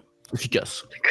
Du coup, comme je disais, le film a été un succès public et critique, avec quand même la réputation d'être une des meilleures suites direct-to-vidéo de Disney. Voilà. Et qu'est-ce qu'on pourrait dire également? C'est le dernier film de Disney Toon Australia, qui avait fait juste avant Frères des Ours 2. Ah, ils ont enchaîné, Donc, quoi. c'est peut-être ceux qui... On pourrait peut-être dire que c'est peut-être ceux qui font le meilleur taf. Et enfin, il faut savoir que la séquence de cascade à cheval du prince a été réutilisée, a servi de modèle pour la séquence de cascade de Flynn Rider dans Réponse. J'allais le dire en plus. Oh, J'allais le dire. Voilà, voilà. Donc, au final, ce film a une certaine importance quand même. Ah, et surtout que quand on va parler de réponse, ça va être sympa. Mais ça va être sympa dès maintenant, puisque nous allons évoquer du coup un film que surtout Cinéphage en premier, je crois que c'était surtout Cinéphage qui avait dit que c'était un film qu'il avait beaucoup aimé. Que j'avais vu à l'époque. Bah, t'es le seul à l'avoir vu. Ouais. Donc, on va peut-être commencer par ceux qui l'ont pas vu, pour commencer. Bah, vas-y, moi je veux savoir ton avis. Eh bien, écoutez, je dirais pas que c'est génial, mais c'est très bien. Je te dis, c'est super. Ah. C'est très bien. Et effectivement, ça n'a pas volé son statut de l'une des meilleures suites Disney direct to vidéo. Parce que c'est l'une de ces rares suites direct to vidéo où, pour une fois, je trouve qu'ils n'ont pas repompé le film original. Ils ont essayé de faire un truc original, littéralement, pour le coup. Ils ont essayé de réfléchir, de se dire comment on peut apporter une nouvelle façon de voir l'univers Cendrillon. Malgré le fait que c'était une suite direct ou vidéo, ils se sont dit on va pas se reposer sur nos lauriers, on va essayer de faire un truc un peu plus élaboré. Je trouve qu'effectivement cette idée de base de revisiter le film original à travers notamment du coup en l'occurrence la baguette magique qui appartient du coup au personnage qu'on a tous adoré détester dans le premier Cendrillon. Je ne suis pas sûr de son nom. Tremaine, c'est ça, merci. Effectivement, personnage toujours aussi génial d'ailleurs, qu'on adore toujours autant détester. Et donc c'est elle qui remonte dans le temps pour faire en sorte que Cendrillon n'est pas... le prince ne reconnaît pas Cendrillon à la fin et que du coup ce soit plutôt Anastasie qui prenne sa place. Donc ça c'est quand même une idée intéressante. Voilà, oui, ça marche plutôt bien. Et tout le film, au-delà de cette idée, parce que l'idée se fait pas un bon film, ça démarre bien, mais il faut le reste derrière. Mais je trouve que le reste marche très bien. Déjà, l'animation est plutôt de bonne qualité, ça c'est un bon point déjà. On a des musiques qui sont plutôt bonnes, je trouve, honnêtement. En tout cas, ils sont pas inoubliables, mais pour le coup, je trouve que elles apportent vraiment au film, sont plutôt bien écrites. Le film est effectivement surtout trépidant sur la fin. Il faut avouer que j'avais bien aimé, vraiment bien apprécié les 45-50 premières minutes. Il faut avouer que le final, notamment les 15 dernières minutes, sont particulièrement trépidantes. Ça marche très très bien et ça permet en plus de donner un rôle encore plus actif à Cendrillon, qui était déjà actif dans l'original. C'est vrai que là, elle a quand même une one-liners. Elle balance Lucifer à la flotte, elle fait vilain chat. Non mais c'est limite Sarah Connor quoi. Ah mais c'est vraiment ce moment-là, j'ai fait ah ouais d'accord, vous avez ok. Mais ça, franchement, ça marche super bien dans le film. Elle badass, robe déchirée et tout, pas coiffée là. Et en fait, ce qui est génial, c'est qu'ils ont réussi à la rendre badass sur la fin, mais en gardant le caractère de Cendrillon. Enfin, je veux dire, c'est le même personnage, hein, c'est juste que ils ont réadapté. Ils gardent toujours le même côté bienveillante, gentil, qui s'occupe des autres, etc. Mais par contre, en l'occurrence, elle a quand même pris beaucoup de trucs. On l'empêche un petit peu de réaliser son rêve, donc je pense qu'au bout d'un moment, elle va aussi pas se laisser faire. Quoi. Ouais. Elle prend les choses en main, quoi. C'est fou. Ça. Elle prend les choses en main et ça fonctionne plutôt bien. Le film est plutôt drôle, le concept en soi est drôle, donc déjà ça marche bien. Effectivement, voir Anastasie qui développe sa relation, même si c'est pas trop cliché comme j'aurais pu le craindre, dans le sens où ils ont quand même essayé de montrer justement que Anastasie, elle est pas juste en mode ouais, trop bien, je vais lui voler sa place, même si ça aurait pu bien marcher aussi en soi. Ils ont essayé de se dire, on va montrer aussi qu'elle aussi, elle a un petit peu de rebord quand même, elle a envie d'être aimée pour soi, plutôt qu'elle d'être aimée parce qu'elle ressemble à Cendrillon, donc ça pour le coup, pareil, message plutôt sympa, si c'est des jeunes qui regardent en plus, aimez-vous vous-même, et pas pour essayer pas d'être superficiel quoi, finalement il y a un côté qui est vraiment pas mal je trouve. Si vous ressemblez à Cendrillon, des numéros existent. C'est le mien.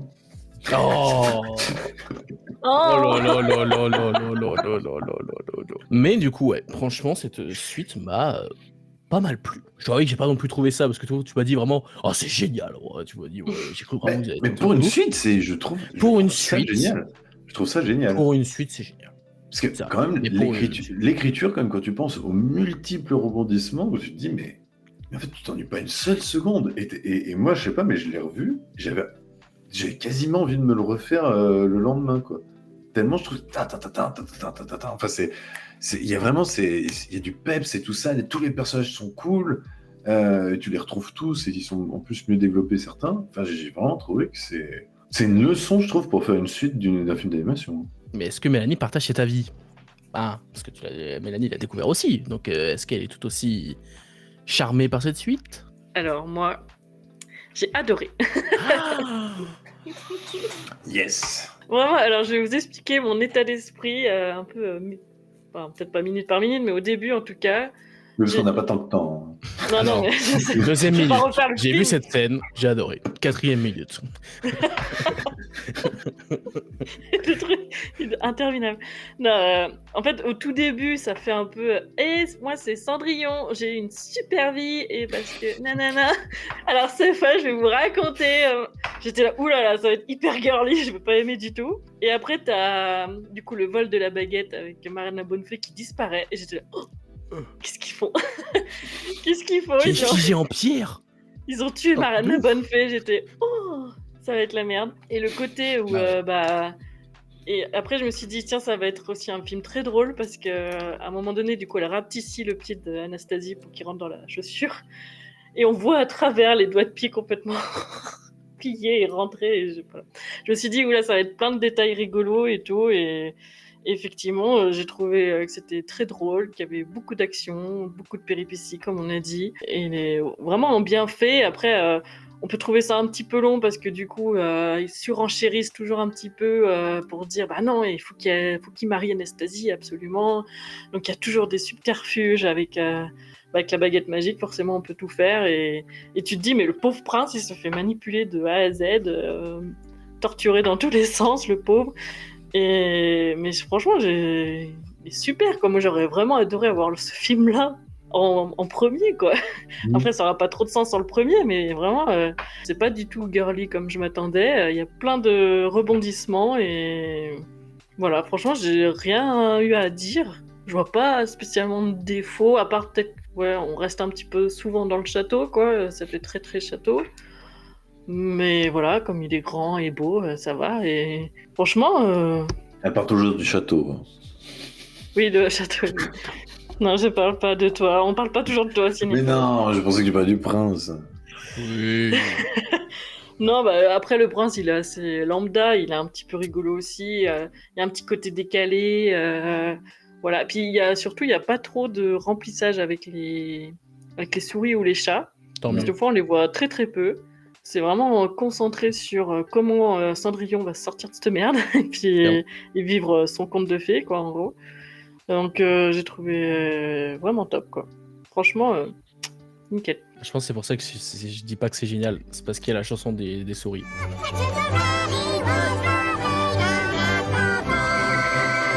Et que déjà, que je vous avais dit que j'avais pas trop aimé la... Il y en a moins, mais c'est vrai que je vous avais déjà dit que je trouvais les voix des souris dans le premier Cendrillon... Ça prenait un peu la tête de mon côté. Je dis pas que c'est un défaut en soi, mais c'est juste que la chanson, en plus à un moment donné, ils repartent, ils disent on y retourne, et ils commencent à chanter encore. J'ai fait oh non, arrêtez. Non, ça va. Non, mais tout est plutôt bien dosé. Après, il y a peut-être Anastasie qui avait fait beaucoup de bourdes, mais après, elle s'est un peu calmée, donc ça va. Elle est un peu vraiment, elle arrête pas de tomber, quoi. T'es là, oui, bon, on a compris qu'elle était maladroite, mais. Moi, c'est marrant. La blague qui me fait le plus rire, c'est quand elle est en train de bouffer avec sa sœur et qu'il y a vraiment le prince qui dit à Rose, vous verrez, elle a le raffinement, l'éducation, elle ouvre la porte et what? Non, c'est pas ça. Hein. C'est pas ça. Et une scène aussi qui m'a marqué, c'est quand Cendrillon apparaît dans la citrouille. Une bonne idée et hyper angoissant. Il attrape le cheval. Quand il attrape le cheval avec les lianes, j'ai trouvé ça waouh. Je me suis dit qu'est-ce qui se passe là? Attends, je regarde toujours Cendrillon là, attends. C'est Dark Souls, quoi. On se dit mais il y a des bonnes idées en fait dans ça et le côté on retourne le truc. Normalement la citrouille c'était un joli carrosse et là c'est presque son tombeau. Enfin c'était le but et voilà. Franchement vraiment bien, agréablement surprise. Je pense que sa qualité principale c'est que là où les autres suites étaient pour la majorité prévisibles et sans surprise, c'est un film qui nous propose des surprises. Ouais. Et même si tout n'est pas surprenant, ça reste bien, quoi. Ouais, Enfin, c'est forcément, ça va se terminer bien, mais quand même. Ah non, mais un film, du coup. moi, je trouve que ce qui m'a impressionné, je pense, à l'époque, c'est qu'il y a une urgence dans ce film, mais permanente. Ouais. Et en fait, c'est les 12 coups de minuit, mais le film. C'est-à-dire que ça n'arrête pas, quoi. Cette séquence de tension qu'on avait dans le premier film, mais là, c'est tout le film. Et on comprend vraiment ce que disait le réalisateur quand on lui a dit il faut que vous fassiez une suite à Cendrillon. Mais il a dit mais qu'est-ce que vous avez raconté après Cendrillon? Elle finit heureuse. Enfin, voilà. Et d'ailleurs, on a remarqué que la vie de château dans Cendrillon 2 est bien chiant. Et du coup, c'est une excellente idée d'avoir pris ce contre-pied, de prendre un détour un peu plus dark quand même, par certains aspects. Et quand même à un moment, Lady Tremaine ne se cache pas en se disant que peut-être la seule solution, ce serait de buter Cendrillon. C'est quand même... voilà. À la fin, d'ailleurs, elle envoie le pâté. Hein. Lady Tremaine, elle dit c'est bon, hein, foutu pour foutu, bla bla bla. Elle envoie le pâté, avec la baguette magique. On a un meilleur développement du prince, qui n'est pas un simple con et qui n'est pas le simple prince non plus pour sauver la princesse. Il a un rôle d'action, mais enfin voilà, je trouve qu'il est intéressant. D'ailleurs, c'est devenu un mème, le moment où il saute par la fenêtre. Ok. Devenu un mème pour dire quand tu veux très drôle. Quand tu veux fuir une conversation que tu préfères te suicider, beaucoup de gens utilisent ce mème du prince qui saute par la fenêtre. Parce que d'ailleurs, quand tu le vois sauter par la fenêtre, tu le vois sauter loin, alors qu'en fait, l'autre, il est encore accroché au mur, il fait non, t'as sauté, là, t'es par terre. Mais d'ailleurs, il y a beaucoup de visuels qui, franchement, me marquent. Cendrillon sur le chariot qui attend son heure, Cendrillon sur le bateau et qui voit le château dans les nuages, tout ça. Il y a franchement des tentatives mais même de purs moments de beauté où elle et le prince discutent. Le pont rempli de fleurs et tout ça, ça apporte en plus un peu plus de personnalité au château qui était juste très faste, très grand, très... Tu vois, il y a quelque chose d'un peu plus soigné, cosy, quoi. Et que en plus, il y a cela que l'amour... Enfin, aucune magie ne peut vaincre le vrai amour. Je trouve que c'est une morale qui est mignonne, enfin, qui est beau, quoi. C'est que de toute manière, le destin fera en sorte que ceux qui s'aiment se retrouveront. Et l'histoire du toucher, je trouve que ça, même intelligent. On a l'impression que c'est un conte qui a été écrit par Perrault ou Grimm et qui a été adapté. Et en fait, non, c'est purement une suite originale et qui est vraiment surprenante de bout en bout. J'avais complètement oublié le côté à la fin qu'Anastasie était transformée en Cendrillon. Et je trouvais que ça rajoutait encore plus une urgence et que là, Anastasie a son cri du cœur à la fin en disant « mais je veux quelqu'un qui m'aime moi ».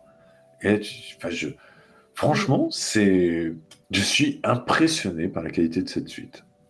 Franchement, t'as l'impression que c'est des mecs qui se disant « bon, on sait que personne nous attend au tournant, on va mettre la dose, on va mettre le pâté ». Et en fait, tu finis le film, tu fais oui, bravo. C'est bien, c'est ce qu'on voulait depuis le début, bravo. Voilà. Ouais. Mais franchement, c'est même maintenant, je pense, alors que je l'avais pas vu depuis un certain temps, mais je pense que maintenant ça va être dedans. C'est-à-dire que dès que je vais me faire Cendrillon, j'aurais envie de me refaire le sortilège de Cendrillon. Là, tu te fais un double programme Cendrillon, le sortilège de Cendrillon, tu passes une bonne soirée, quoi. Bah, moi, je suis contente de l'avoir découvert, franchement. Sans cette rétrospective, j'aurais jamais connu. Enfin, je me serais jamais intéressé à cette suite, quoi. Oui, parce que t'aurais pas cru ton ami cinéphage. Bah non. C'était super bien. Non, mais surtout, Cendrillon, c'est vraiment pas un film princesse que j'apprécie spécialement, quoi. Ouais. Mais là, celui-là, moi, je pourrais même regarder que celui-là, je pense. Mais c'est ce que disait ma sœur, ouais, pendant longtemps. Mais en vrai, il fonctionne. Ça va peut-être t'aider à encore mieux apprécier le premier, peut-être. Après, quand tu le connais par cœur, Cendrillon, même si petite, j'ai quand même beaucoup vu, et tu le connais par cœur. Et ce côté où tu vois Cendrillon enfin sortir de son truc pour essayer la chaussure, ils sont tous déjà partis, c'est tous déjà fait. Et vraiment, j'ai ressenti sa détresse et t'es là, mais merde, ça va pas lui arriver, quoi. Et c'est franchement bien foutu, quoi. Ah, puis alors, le moment où elle casse le verre, puis elle fait « Ah, au fait... » Ah, bah, ça m'a brisé. J'étais, oh oui, oh, je l'aime. J'aime la détester. Ah, mais, ah non. Ouais, en fait, les Tremen, je veux qu'elles me disent des choses à faire. C'est aspirateur. Est-ce qu'il y a un mode GPS, Lady Tremen? Il faut qu'on crée Lady Tremen, tu vois. Ouais. À 500 mètres, tournez à droite. En fait, tourne à droite. Tu es une loque ambulante. Mais de toute façon, la prochaine Tu es une émission, quand on aura fini... Tu t'es trompé, fais demi-tour. Quand on aura fini les suites Disney, parce que je crois qu'après Roxy Rookie 2, on aura fait le tour, en tout cas des suites. Et la petite Sirène 3 qui est un Sirène préquel. 3. On pourra faire un top des suites, spécifiquement, plutôt que des... parce que là, c'est intéressant. Des suites direct ou vidéo, parce que voilà. Toy Story 2... On compte pas. Oui. Voilà. Mais voilà. Est-ce que vous avez fait le tour sur ce sortilège de Cendrillon? Franchement, si cette vidéo n'a qu'un but, c'est que si vous avez un doute sur le sortilège de Cendrillon, sincèrement, si vous avez Disney+, foncez dessus. C'est à voir et à revoir. Et à revoir. Franchement, c'est une énorme surprise. Il faut avouer que c'est plutôt qualitatif, on va pas se mentir, hein, et surtout, c'est dans le haut du panier des suites Disney. Après, dans notre top personnel, ça on verra dans 2 semaines, je pense.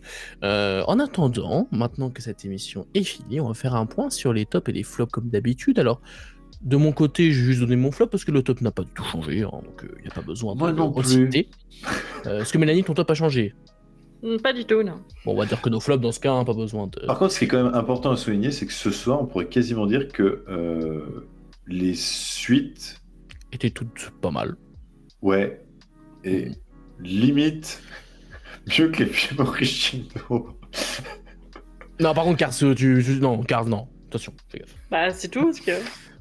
Bah, il y a un autre film. Moi, je t'avoue oui, bah, il y a The Wild, après, c'est que des suites. Je t'avoue que ce soir, c'est le seul soir où les 3 films que j'ai préférés, c'est les 3 suites, quand même. Mais c'est ça la magie de la rétrospective Disney, c'est qu'on est tout le temps surpris. Et donc, du coup, je suppose que tous vos flops ont changé. Hein. Oui. Non, à moins que je me trompe. Oui. Hein.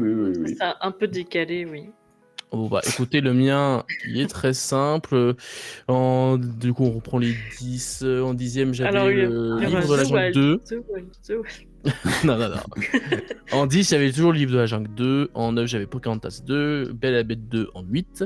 J'avais, et à chaque fois, je sais plus si c'est Melody Cocktail ou La Boîte à musique. C'est à chaque émission parce que c'est le titre en anglais. Melody C'est Melody Time. Cocktail, je pense. C'est Melody Cocktail. Je pense aussi. Ensuite, on a Tarzan 2 en 6e, Le Retour de Jafar en 5e. Je vais peut-être remonter Danny quand même après réflexion. Allez, je vais peut-être être sympa. Pour l'instant, je le laisse en 4, mais je vais peut-être le remonter quand même. On va être sympa. Ensuite, on a Peter Elliott le Dragon en 3e. On a le Bossu. Tarzan 2 avant quand même. Ouais. Et on a Peter Elliott le Dragon en 3. Le Bossu de Notre-Dame en 2, ce qui veut dire que vous l'aurez compris. Hein, comme j'ai dit juste avant, pour moi, le flop 1 est désormais sans aucune hésitation. Parce qu'au moins, Bossu de Notre-Dame 2, il y avait 1 ou 2 chansons. Allez. Mais The Wild, il n'y a rien. Rien. Donc, dernier. Il n'y a pas de Chicken Little dans ton flop 10 ? Non. Chicken Little, je lui trouve certaines qualités. Il est pas loin du flop. Hein. Il est 13e. Ouais, mais moi aussi, 11e, mais oui, pas dans le flop 10. Je trouve qu'au moins il y avait un humour qui marchait, parfois. Alors, donc on démarre à 10, Pocahontas 2, en 9, Aladdin et le roi des voleurs, en 8, Tarzan 2, en 7, Taram et Chaudron magique, en 6, Peter et Elliott le dragon, 5e position, Bossu de Notre-Dame 2, 4e, Melody Cocktail, 3e, Chicken Little, 2e, The Wild, et le premier, c'est toujours Le Retour de Jafar. Ah, comme quoi. Là, j'ai du mal à le déplacer. Ah, je comprends. Hein. Oh, pauvre petit Taram. Petit Taram. Oui. Et toi, Cinéphage, Taram, il est dans le flop ou pas? Non, pas du tout. En flop 10, c'est La Belle et la Bête 2. En flop 9, c'est Melody Cocktail. En 8, La Ferme se rebelle. En 7, Les Aventures de Petit Gourou. En 6... T'es dur. Franchement, t'es dur. Ah non, le Petit Gourou, non. En 6, Cendrillon 2. En 5... Bon, t'es dur. En 5, Le Retour de Jafar. Oh, t'es dur, le mec qui rate. En 4, Mélodie du Sud. C'est dur. En 3, The Wild. Ah, donc il y a 2 films qui sont moins bien. En 2, Tarzan 2. Ah ouais. Et Pourtant, en c'est 1, pire. Le Bossu de Notre-Dame 2. Ah, même ça. Oh, ouais. Ah ouais. De D'accord. toute façon, ils sont tous nuls. Mais c'est juste que pour moi. Ouais. Ah non, mais Tarzan 2, c'était vraiment... En fait, De toute façon, là, Tarzan c'est la 2, peste et le c'était- choléra, donc. Le Bossu de Notre-Dame 2, j'étais habitué parce que je l'ai toujours pas aimé. Mais Tarzan 2, c'était la confirmation de pourquoi je l'avais jamais vu, et en me disant, oui, t'avais raison. Voilà. Donc, écoutez, merci à vous d'avoir regardé cette vidéo. Je vous donne le programme dans 2 semaines. De quoi allons-nous parler dans 2 semaines? C'est la dernière fois que nous allons traiter de 5 films. Après, on passera à 4 films. Parce que Oh. déjà, ça fera des vidéos peut-être un peu moins... Voilà, ce Court. sera plus agréable. Un peu plus long. Un petit peu plus court, effectivement. Et aussi parce qu'on va arriver sur beaucoup de films Disney et Pixar, donc je pense qu'il y aura matière à bien parler. Donc je pense que là où les suites Disney on peut aller vite, peut-être qu'il y aura plus de matière. Bon, ceci dit, on va se taper beaucoup de films fait clochette, vous allez voir, ça va être quelque chose. Moi, j'ai jamais vu, donc je ne sais pas si c'est bien ou pas, mais j'ai un préjugé qui est peut-être pas bon. J'avais vu les 2 premiers et j'en ai aucun souvenir. Et bah, on va voir si c'est normal ou est-ce que t'as fait un oubli post-traumatisme, je sais pas. Non, il y en a un que j'ai regardé à longueur de journée parce que j'ai une nièce. Ah, et alors, t'aimais bien? Bof, non. Ah. Bah, au bout de la 3e, 5e fois, non. En fait, le programme... Lui mettre le sortilège de Cendrillon à la place. Le programme J'avais dans su. 2 semaines, c'est Roxy Rookie 2. Ensuite, vu. nous parlerons de Ratatouille, Cocorico. Bon, je pense qu'on va être tous d'accord pour dire que Ensuite, on parlera de Bienvenue chez les Robinson, que Cinéphage a très hâte de voir. ça a l'air affreux. Alors, visuellement, c'est affreux. J'ai le Scénaristiquement, c'est moitié affreux. Je trouve Très qu'il y a des taché. trucs pas mal. Je trouve qu'il y a Très des trucs pas mal. taché. Mais ça, je l'ai vu il y a longtemps. Ensuite, on a Le Secret de la Petite Sirène, qui sera du coup techniquement la dernière suite direct ou vidéo en dehors des Faits Clochettes. Voilà, qui est un préquel. Alors là, on va voir l'intérêt vraiment. Et enfin, pour Sympa. finir, nous aurons La Fée Clochette, le premier, d'une longue liste, hein, préparez-vous. Peut-être que le premier est bien, après tout, c'est le premier. Peut-être qu'il y avait un petit truc, nous verrons bien. C'est le programme dans 2 semaines. D'ici là, portez-vous bien, et on se dit à la prochaine. Ciao. Ciao, ciao. Bye bye.